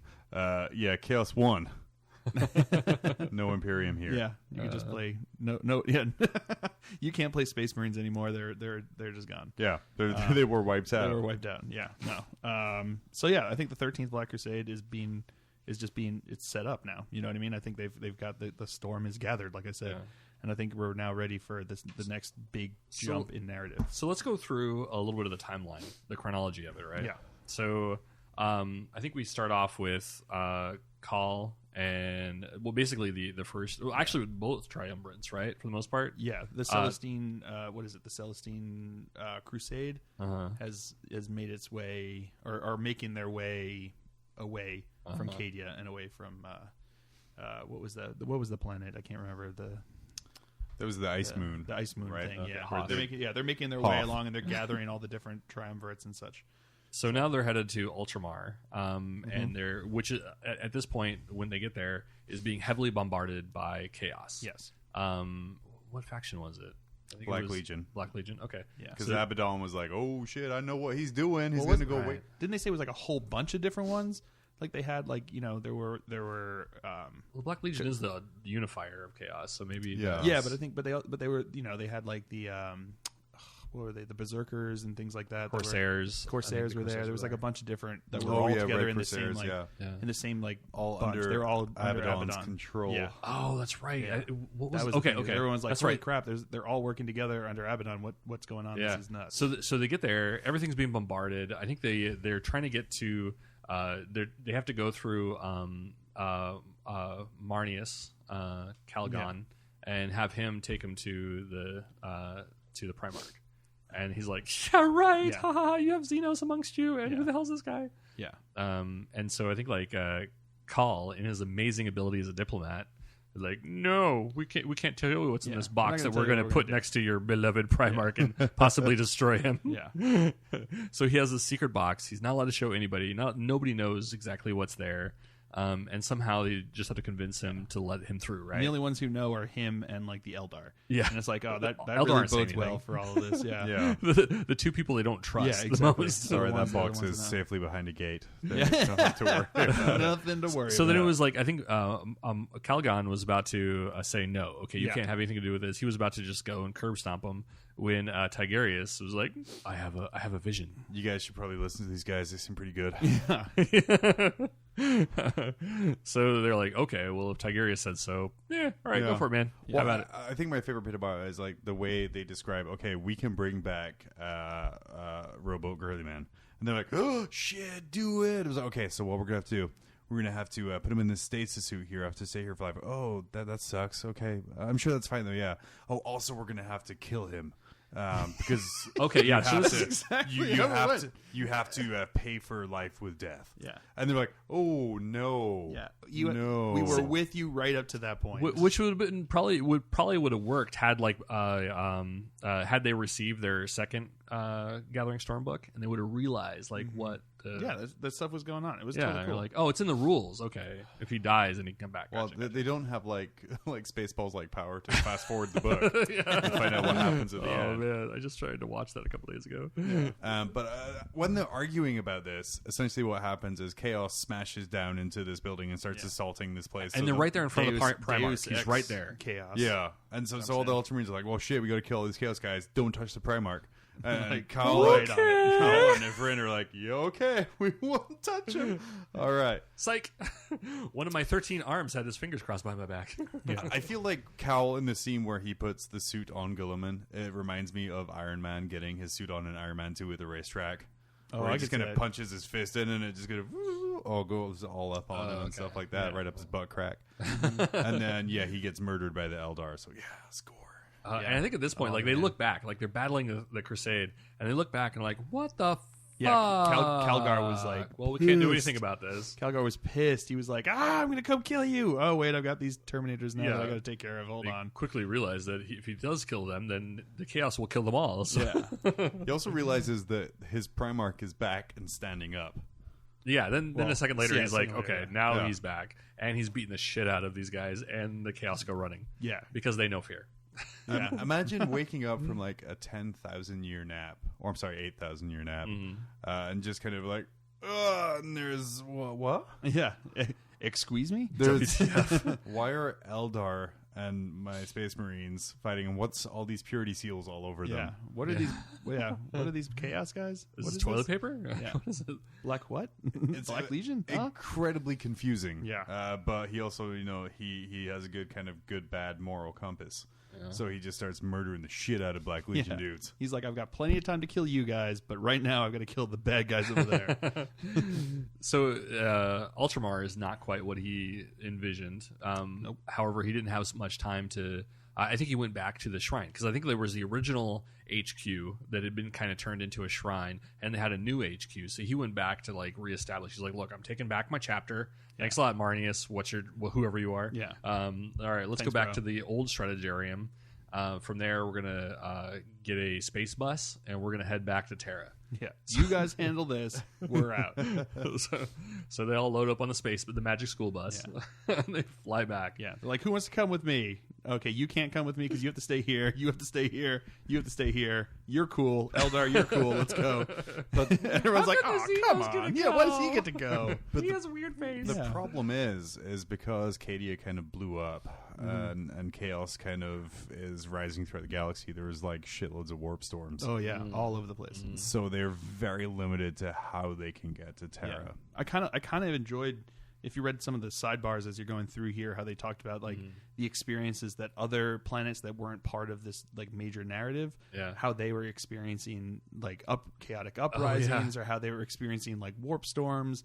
and all of these influences of chaos, like, you know, demonic incursions, all these things happening, like these different planets, and like every once in a while they throw up a sidebar, which was like communications from these planets being like, we in trouble, like we need some help. Can anyone come here? I think I really enjoyed like radio silence is like, we're kind of fucked doing too. our own thing. Thanks very much. Bye bye. Yeah, I think I really like those sidebars, probably more so than like the main story. I think the main story was just kind of like it was almost like reading an encyclopedia, but then you look over to the sidebars and it kind of gave like the human side of it all. Like, all right, what, you know, because there really wasn't much character development. There wasn't any of that. You know, I really didn't care. You're just like, okay, this guy did this thing. He shot some people. All right, done. But yeah, so don't skip the sidebars. Yes, I think that's my main complaint about all three Gathering Storm books is there's no kind of easy way to read the sidebars as part of the page. Yeah. But if you don't read the sidebars, then you miss a lot of what happens. What I was doing when I was reading it, I was kind of like reading the book, like reading the major story, and then at the end of like a 2-page, or at the end of a page after I'd finish it, I'd read whatever sidebars were there. Yeah. And just go back. Each like section was only like a page, maybe a page 3 or 2 at pages. most. Yeah, they kind of chopped it down pretty close to what that was, so that you could go back and read the sidebars without actually really messing up with your flow. So I think like the next scene, I think it was like one of my favorite. It was it was them going through space, right? And then I think I don't think they used the warp really. I think they were just kind of traveling old school. No, I think they did at one point. They came out. Traveled through the that's warp. right. And they came out, and then all of a sudden they're like, "Oh man, here's this like huge graveyard. This is mangled graveyard." Oh yeah, of ships. that's a bit further later on. Oh, was that? Yeah, that was okay, when so what happened before that? Because they came out of. Because I like that. I want to describe it, but I want to do it later. They went into the warp, and then because they were trying not to go in the warp, but then they had to because they were trying to escape. And when they came out of the warp, Magnus and like a whole crap ton of Thousand Suns like ships were waiting for them there. Oh, it was. I don't think it was that. It was the Corsairs, because they were talking about like how they're piratical. No, that's later. That's later. Oh, that's the one you were talking right. about. This is when they came down. Yeah, they came down and there was an actual like fully functioning like chaos. They kept fleet rolling there the same result them. on the random monster table. It was like this fully functioning like chaos fleet there that was waiting for them, and they were like, oh crap, how did they know that I was coming out of here? And like Magnus was like, oh dog, totally saw you coming. And then they like shot the crap out of him, and they tried they were escaping because he had what's his name, Fate Weaver, Kairos Fate Weaver. Yeah, because he foresaw it all. He's like, I can see exactly. All this. So they knew that they were coming out of the warp like right there, and they were waiting for them, and they like shot him up, and then he Magnus like sucked him up and threw them into the maelstrom, like into the eye, I think of the Eye of Terror. Yeah, like into the eye of like into the maelstrom, and like locked them, basically like got them completely lost within the warp, within this like warp and crusted thing, which then they were completely lost and trying to find their way back, and they kept attacking like these chaos like locations to try to interrogate people and get the information as to how do we get out of here.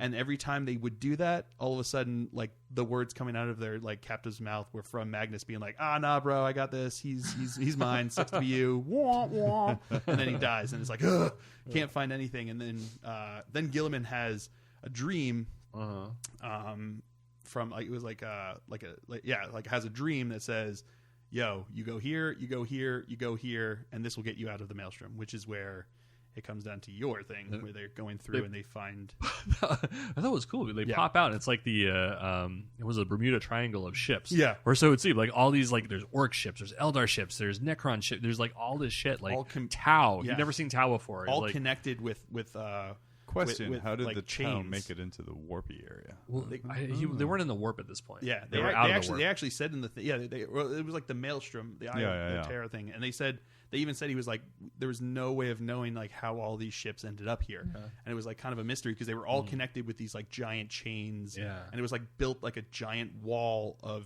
these derelict ships. And it kind of reminded me like Star Wars with like what is it, Boba Fett like attached to the back of, or maybe the trash, and because then they start to go through there and they're like trying to weave through this net, and finally when they do, like all the Corsairs like kind of come out and they start trying to board their ship, and I think they had like a really cool description of like how the Corsairs are like pirates, and they don't really have like a home world, and they don't, they kind of just scavenge off of everybody's stuff, and they were just kind of like living on this like what did they call it? The Blackstones? No, Blackstone Fortress. Yeah. Oh, but that they really didn't have a total control of there was like a giant section that they had no control 40K over. Death Star. Yeah. Planet killer. Yeah. So I think these were kind of cool because there was like nobody knew where these black stone fortresses came from. Like they're not human, or maybe they are human. They're before like the man's modern history or whatever. Even so like I think humans had taken them over during the Age of the Crusades, one of the two. But they basically like they humanized it. So they put like guns, like modern human like infrastructure on them. But still there was like portions of it that they couldn't get to. They just could not get there. Especially with this one. I think with this one in particular, I can't remember. Yeah, there's something like that they said. So they're a big enigma. Yeah, so that that's what they were using as like their base of operations, and they captured Gilliman, and they captured like all of the people from the Crusade, and then they locked him in jail cells on this thing for Kairos Fateweaver to like do as he pleased with them.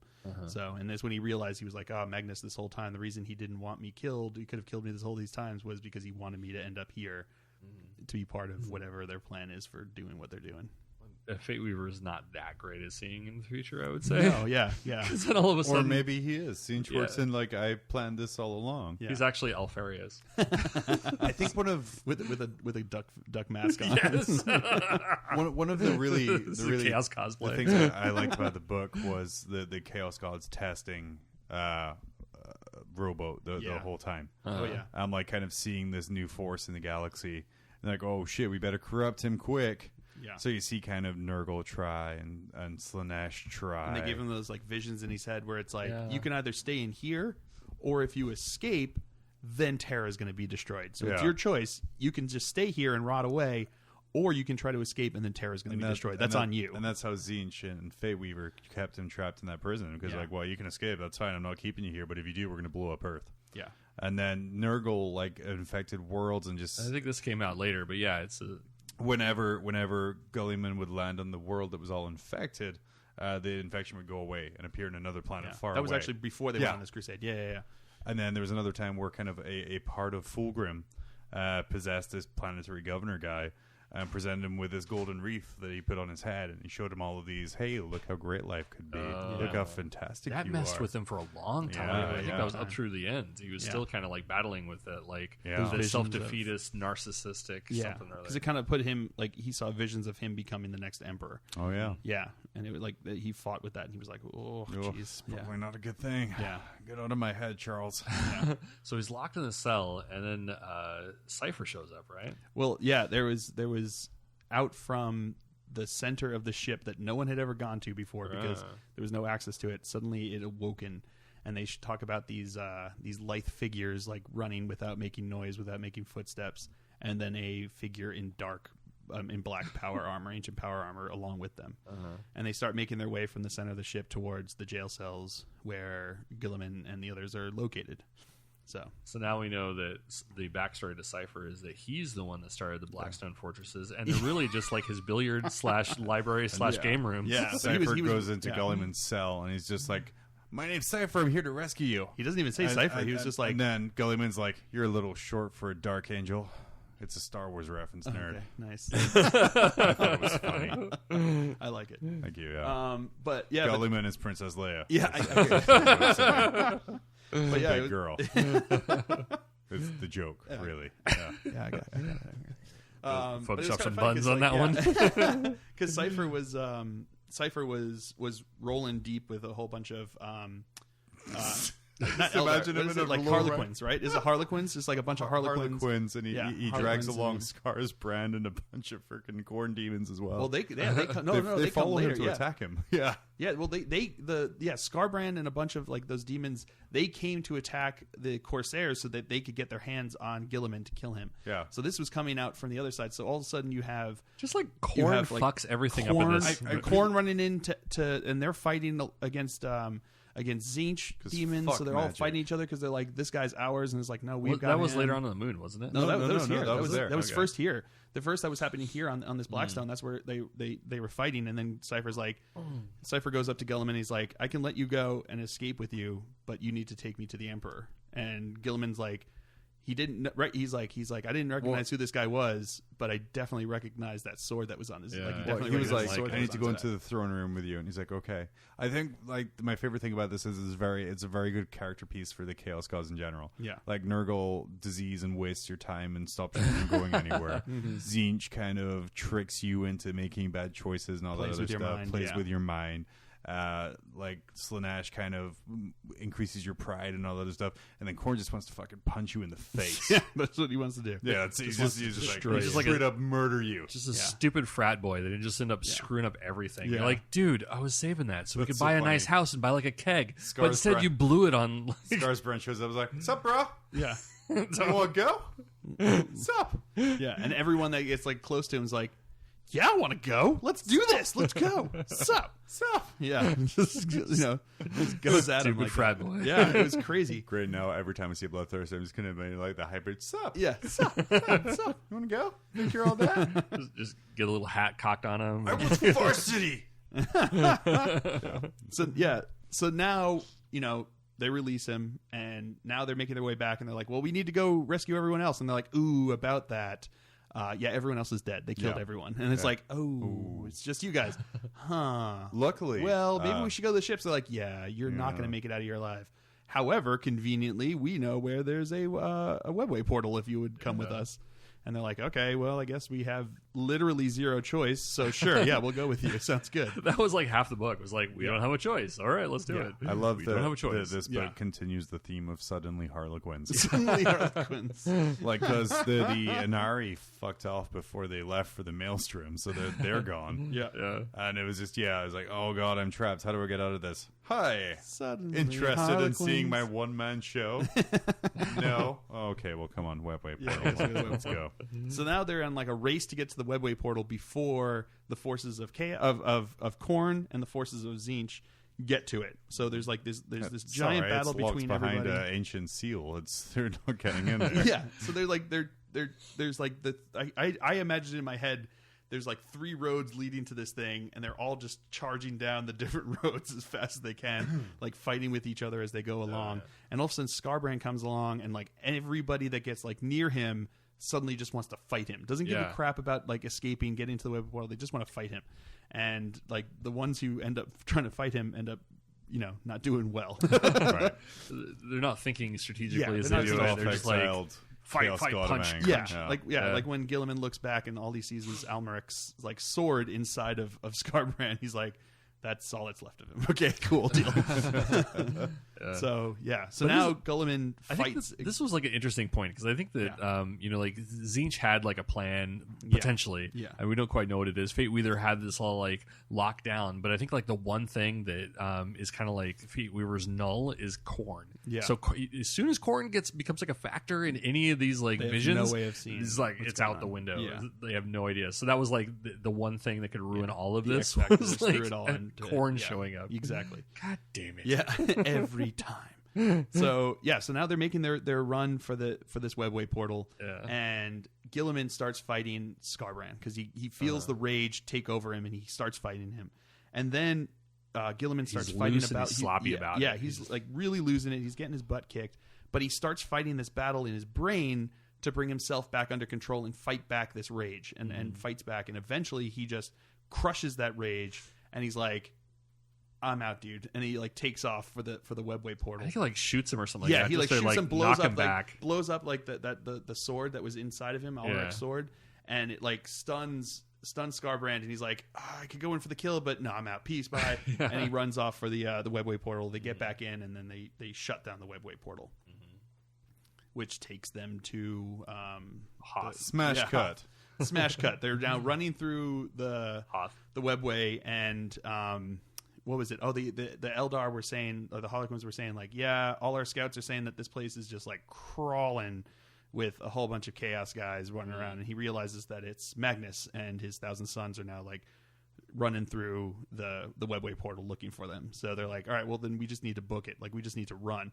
So they start taking off, and they're leaving behind like all of the slow servitors. Like everyone who can't keep up, they're like, well, it was nice knowing you. Have fun in the webway portal forever now. Like the death count, like it was just ridiculous. It was like this whole pilgrimage, and it wasn't even through battles. It was like a lot of it was like stupid shit. Like God, you should have got a Segway. Yeah, exactly. Yeah. What happened to the flesh is If weak? I just greased up my wheels, I would have been able to keep up with them. But no, now I'm lost in the Webway portal forever. Yeah. So they start, running through this Webway portal, and they're trying to get to Terra, or as close to Terra as they can possibly get, because the Eldar were like, "Oh, by the way, we've got this Webway portal that is like literally on the moon," and they're like, yeah, they kind of tell them about that secret they're like, Webway portal. We didn't want to tell you this whole time, but it's literally in there. Yeah. So they start making their way to the moon, and like right before they get there, Magnus and his bros are like, just kidding, here we are, and they start fighting them and shooting them.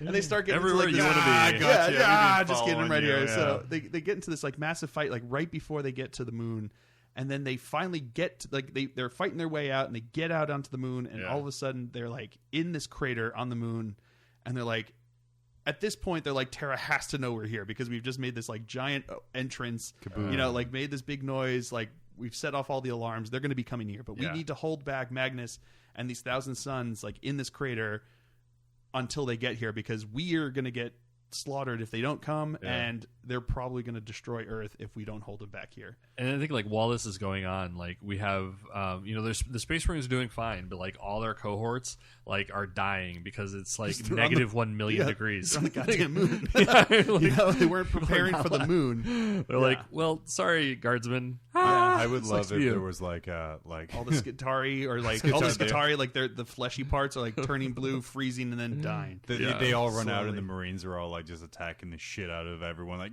combat, woo! And all the guardsmen are just running out and just instantly dying from lack of oxygen. Sorry, bro.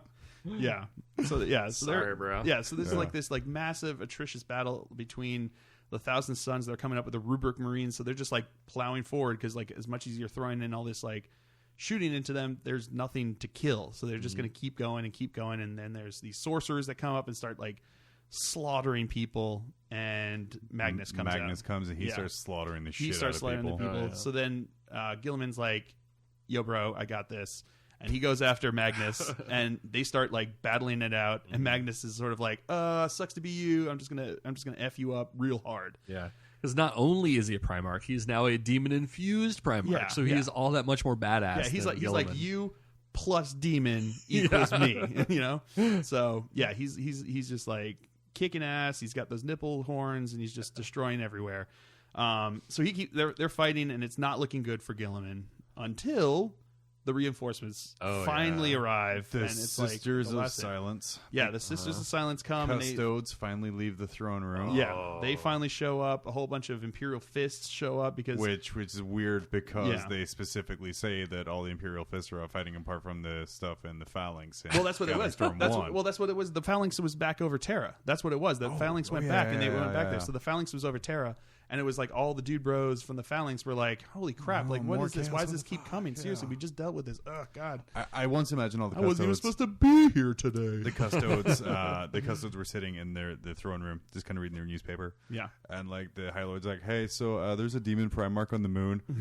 I can't leave the throne room, man. I mean, I don't know what you want me to do. They got that Custodes volleyball game going on in the corner. There's literally a Traitor Legion and a demon Primarch. It's not in my job description. My job description says here, I don't know, regulations say I'm supposed to be down here. Well, I guess we'll just send the sisters. Fine, we'll like, go. Fine. They're going to go. Fine. Whoa. We're going to go. Whoa. All right, fine. Can't let them fix the car by themselves. Yeah. But it was kind of cool, because like when the Sisters of Silence show up, it's like 3 Valkyries are flying along the moon with the Inquisition. There's some symbol on them. I can't remember. I think it was Inquisition symbol on it. Whatever it was, they were flying.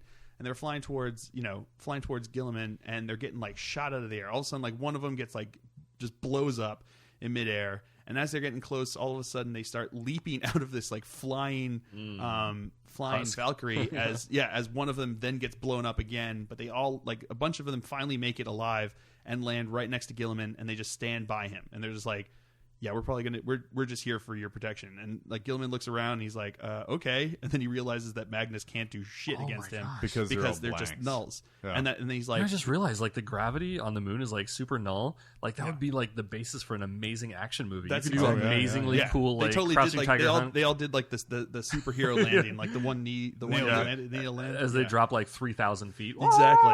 exactly. And they did like a little 360 shot, like in every Avengers movie. Yeah, exactly. Where like they're all drawing their weapons and doing their pose. Yeah. So so they start fighting off with Gilliman, and that's when Magnus is like, all right, fine, I'm gonna kill all these girls, and then I'm gonna kill you. So the sisters are like, wait, what a minute, wait, what? What did you say? And then they start getting like slaughtered, and Gilliman and them are fighting back against Magnus, and they're actually making some headway now because he doesn't have his psychic powers, so it's like now he's just a Primarch, and they're like, we got one of those too, and then they're fighting back, and it's like Primarch on Primarch violence, which never ends up well, so they're just beating each other up as he's like slowly slaughtering more and more of the Sisters of Silence, until finally like he crushes a building on top of like the remaining Sisters of Silence, and then just starts like beating on, like, looks like he's beating on Gilliman until Gilliman's going to be like destroyed. He like drops a building on him, and he's like, you done, bro. I'm killing you, and then I'm going to destroy Terra.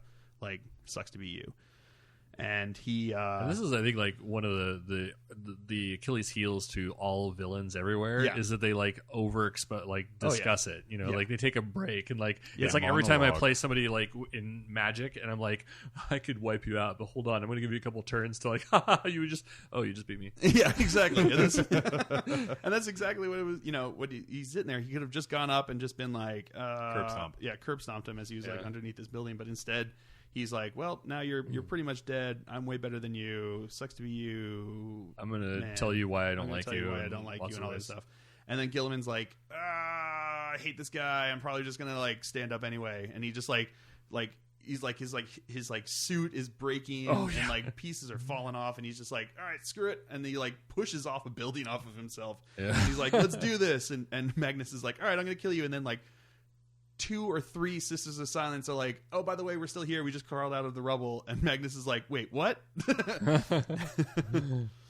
and then I think it goes all just like Inspector Gadget, where the claw is just like curses Gadget. Yeah. And then like off. It's like Gilliman starts fighting it back, and then what is the Harlequin? There was like a Harlequin mask. Yeah. The Harlequin mask, like the leader of the mask, she's like, oh wait, this is what I'm supposed to do. So she starts like making her way back to the crater and like seeing him down there, because she's like, the only way to win is if we cast him back into, like I said, the only way we win is if we cast him back into the webway. Mm-hmm. So she's like making her way down, like making her way back to like the crater, and she like, oh man, I can't remember, what did she do? She did something to like she was like the last like kick or something like that like knocked him, like completely knocked Magnus, and they threw him back into the into the webway portal and locked him there. Did they? This is Sparta. Well, we all know pretty how much. Good webway gates. So, that's true. Yeah. So they lock him in there, and then they just like kicked him in there and destroyed, like locked him inside there and like closed it. Yeah. And they're like, all right, cool. Well, now we're just gonna head back to. You're just gonna take me to Terra, right? You're gonna take me to the throne world because I'm Gilliman. And they're like, oh shit, yeah, okay, sounds good. Whatever you want, sir. So he goes down to the throne world, and that was nuts because he gets to Terra. Yeah. And what did they say? It was like a week or 2 worth of travel from like the lander. So it wasn't like it was anywhere near. I mean, it would be like traveling, halfway across the world. Yeah. Well, apparently, like I guess like the palace is like the size of Europe. Is what I've heard. Just the palace itself. Like the palace itself is the Europe. The city is the size of the planet. Yeah, it's like it's nuts. Yeah. So granted, it's big, but it's just like the idea. Like it gets like really anticlimactic for a little bit. You're just like, and they land, and everybody was waiting, and they waited and waited and waited, and they're camping on this giant thing the size of a Bane blade, and going through town, and he's waving for a week or 2. Yeah, and they're taking him there, and Cypher's rolling with him, and the Fallen are rolling with him, and they finally make their way to the throne room, and he looks at the custodes that are there, and he's like, oh, by the way, arrest those guys. And Cypher's like, oh, fuck no. Like, what, you dicks? I think they say that, like, when they get to the throne room, he looks down and sees Cypher's sword, and he's like, oh, no, I got a bad feeling about this one. Yeah, well, he had the bad feeling when he was on the ship, and he was like, I didn't know who this guy was, who this son of the First Legion was, but I definitely knew what that sword was. And it's like, what do you know about that? What's going on? Tell us a little more. And then he's like, I'm just going to arrest him. And he's like, what? He's like, yeah, we can figure out if he's good or he's bad later, but I'm just going to arrest him for now because I don't really trust him in there. And Cypher, like at first, like reached for his weapons, And then he looked around. He's like, "Well, this is probably not going to work out well for me." So they arrest him and they put him. This in, is like all the most custodes are pointing their spears at him. Exactly. Like, You're not making out of this. So they're like, all right, we're going to go into Custode Jail, which is like the most secure jail in all of Earth. Which we talked about a couple episodes ago. Yeah. And then they're like, 3 hours later, Cypher was gone. It was like, damn. I think they said like only one other person had escaped. He had like gold spray paint hidden in his pauldrons. And he just sprayed his armor gold. He's like, yo, bro, I got locked in here. Yeah. I forgot my keys. Okay. Well, this could be the oldest trick in the book. Or, nah, come on. He's got a good goal. Yeah, wait, who are you? Jeff the Custode. Oh, all right. Well, okay, sounds good. I thought I saw you over at the sushi bar. Yeah, but no, I got filled with. Or they're like, hey man, if you let me out, I'll tell you about planets that aren't Earth. Like, really? Oh, shit, okay. Like, you goddamn liar. There are no such things. There's these things called trees. What? Tell me about trees. Or just be like, hey, all your buddies went to the moon where you're sitting here guarding assholes. Yeah.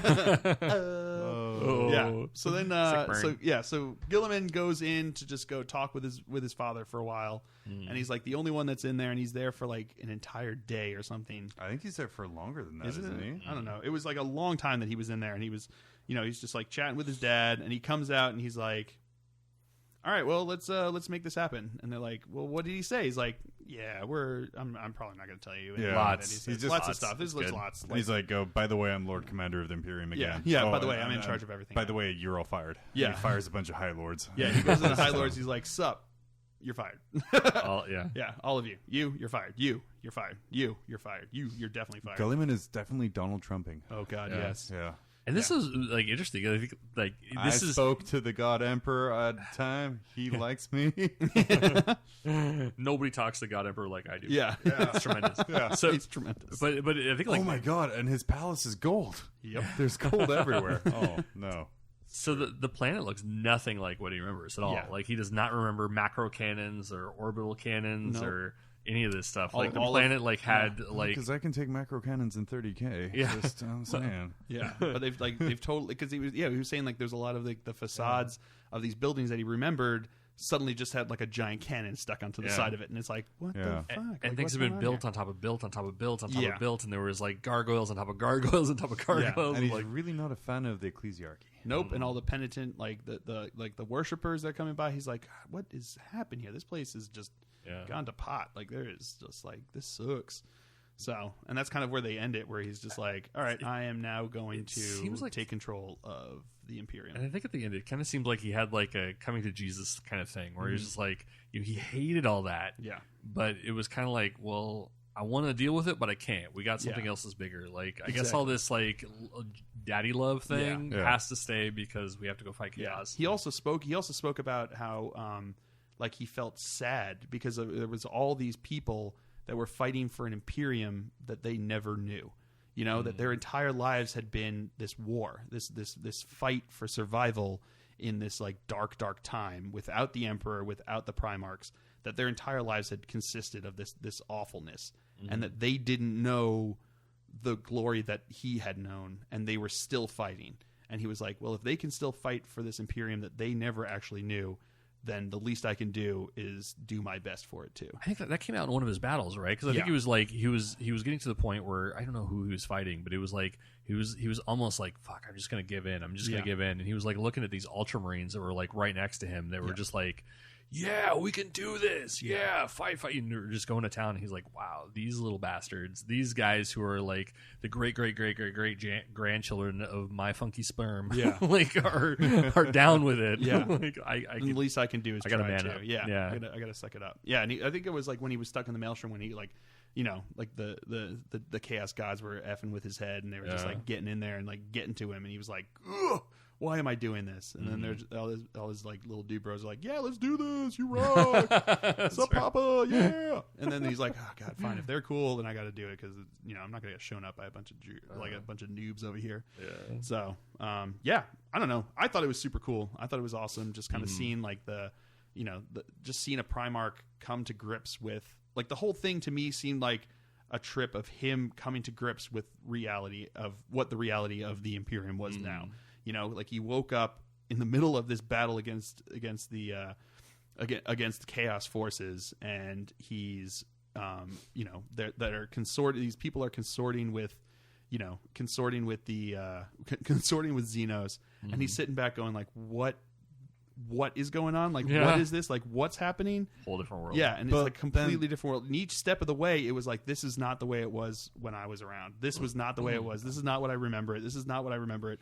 And then he keeps looking around and he's seeing all these people that are like laying down their lives for this Imperium, for the existence of man, for the Emperor, for him. And he's like, this is the reality. This is what I have to deal with.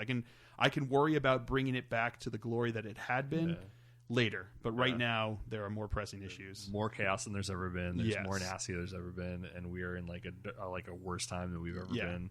So let's just move on. Yeah, let's just do what. And this is, I think, like, kind of changing out of the story element and kind of going into like the kind of what we were discussing earlier about how, like John, you were saying like how this isn't pushing the story, and I think like Phil, you're saying that it is pushing the story, and like the clock has moved or hasn't it moved, and like. I think going back over it, it's I guess it's like a time will tell. Like, does anything happen with this? Like if this is the precursor, the epilogue, the prologue to like the next chapter, then I guess this is pushing the story. Yeah. If it just stays at this point, then it really hasn't. Yeah. So this could be a really creative and interesting way of introducing new units and new armies or sub armies to the Imperium.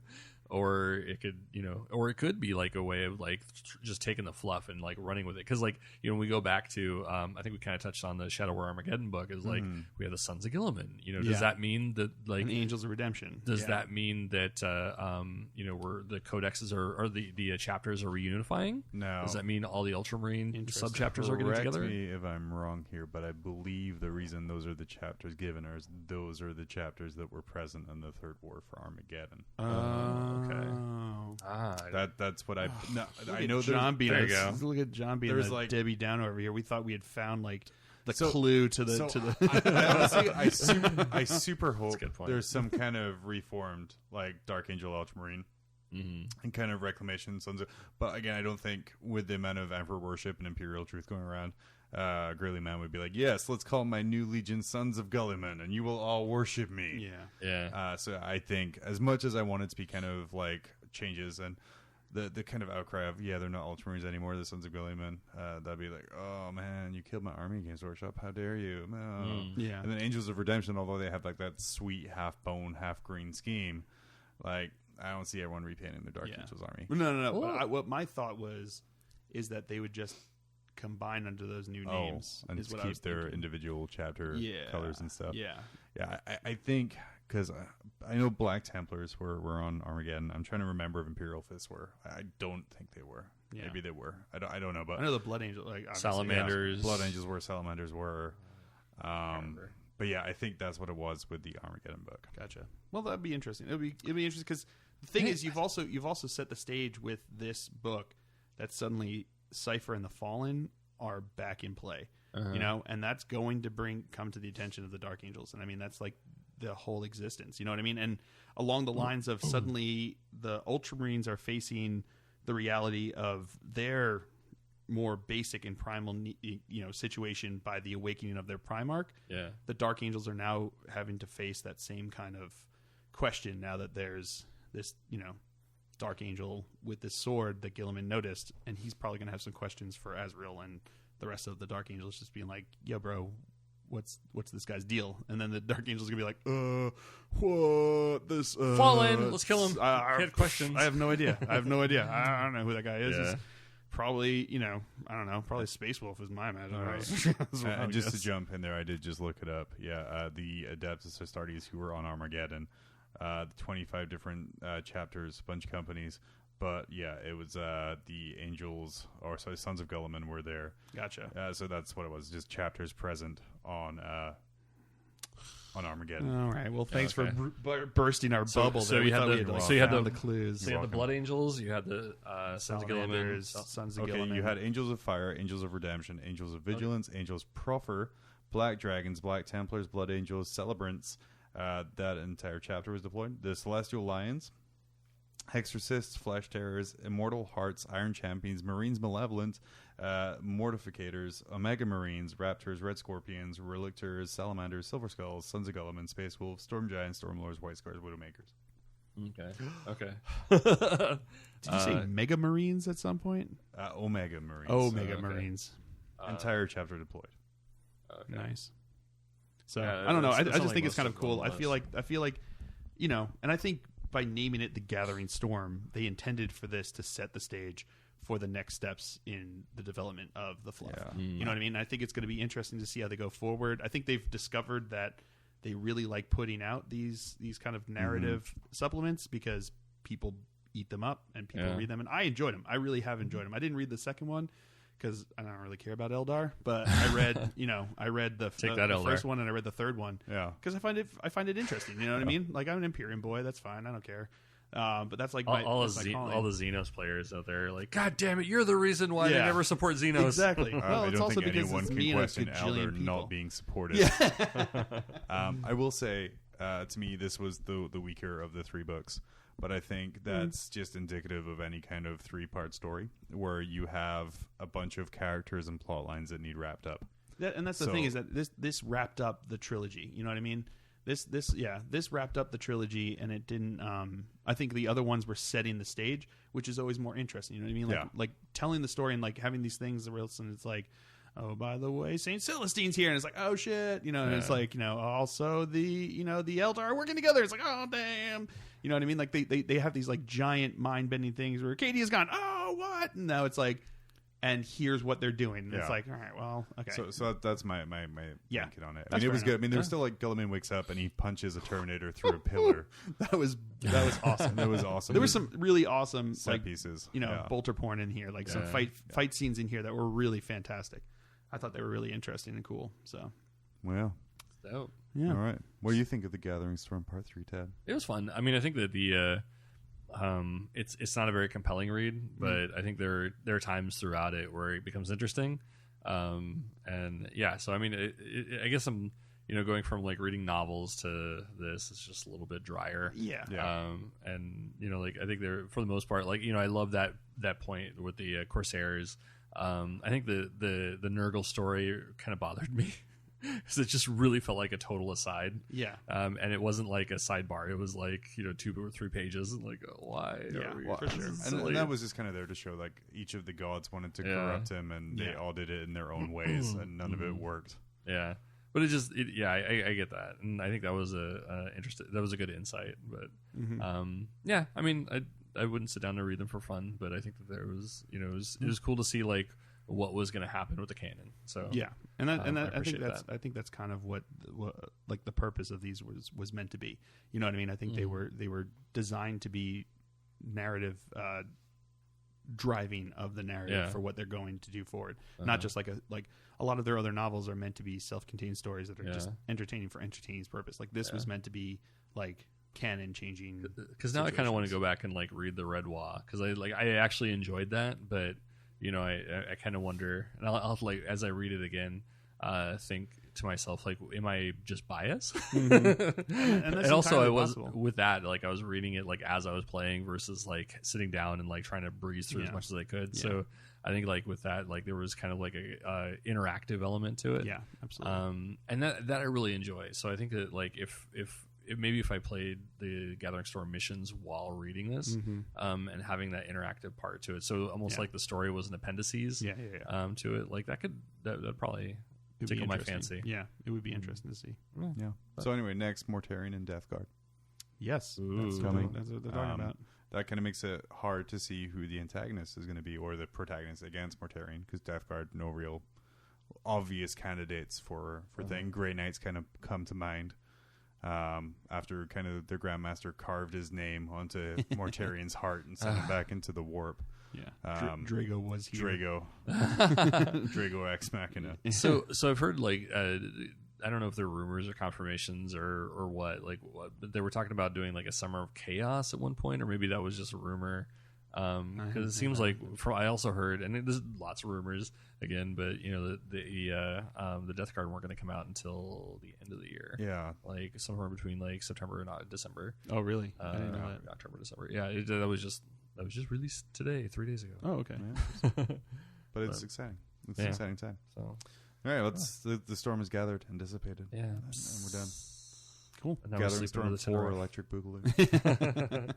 All right, we're going to take our last break and we'll be back to wrap things up. Guys, does this sound familiar to you?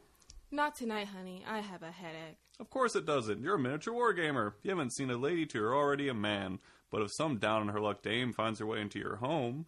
Daddy didn't love me. Beat the excuse with generic aspirin, now made with 3% less animal bones. Generic aspirin. 3 million dead lab animals can't be wrong. I'm back! Oh, man, these breaks get longer and longer. Yeah. One breath. Oh, man. So, yeah, good stuff. Good stuff. Yeah. I have a huge Shadow War boner for that game right now. I'm super excited to give it a shot. I think, like, after you pointed out that the Sons of Gilliman and the Angels Redemption were on Armageddon. I just sucked all the fun out of the room. No. Well, there was a little bit of that, but on the other, but I think like really contextualizing Armageddon as being like a historical piece. Yes. You know, it's it's a historical campaign now. It's you know, from like when did that come out? Like 15 years ago. Mm-hmm. So now at the very least, because you have all of Gavthorpe's Last Chancer novels, or essentially Armageddon stuff. There's like a whole ton of books written on it. Gaskell Thraka really is an Armageddon character, as is Commissar Yarrow. Well, as we know him, yeah. He's really an Armageddon character. There's a lot of great stories coming out of there, and this will only help us as players create more. Yeah. Mm-hmm. Yeah. Convoy time. I'm gonna make some convoy missions. All right, man. Well, it was good. Yeah, that was good. We're done. Episode 48 over. I'll be back for 49 to talk about something. I don't know. Yeah. It'll be fun though. Our pre-49 dreams. Pre-49 dreams. What do we dream of for Pre-50 dreams, right? Yeah, pre-50 dreams. Hey, Pre-50 dreams. 49 state. AK-49. Yeah, AK-49. Oh, God. It's not just one. All right. Yeah. Majority of our international audience won't care. No. Majority of our national audience wouldn't care either. No, So that's true. It's literally just whoever here in Alaska. Yeah. But anyway. Well, I'm going to bed. Yeah. Me too. Good night, everybody. Good night. Bye. Have a good one.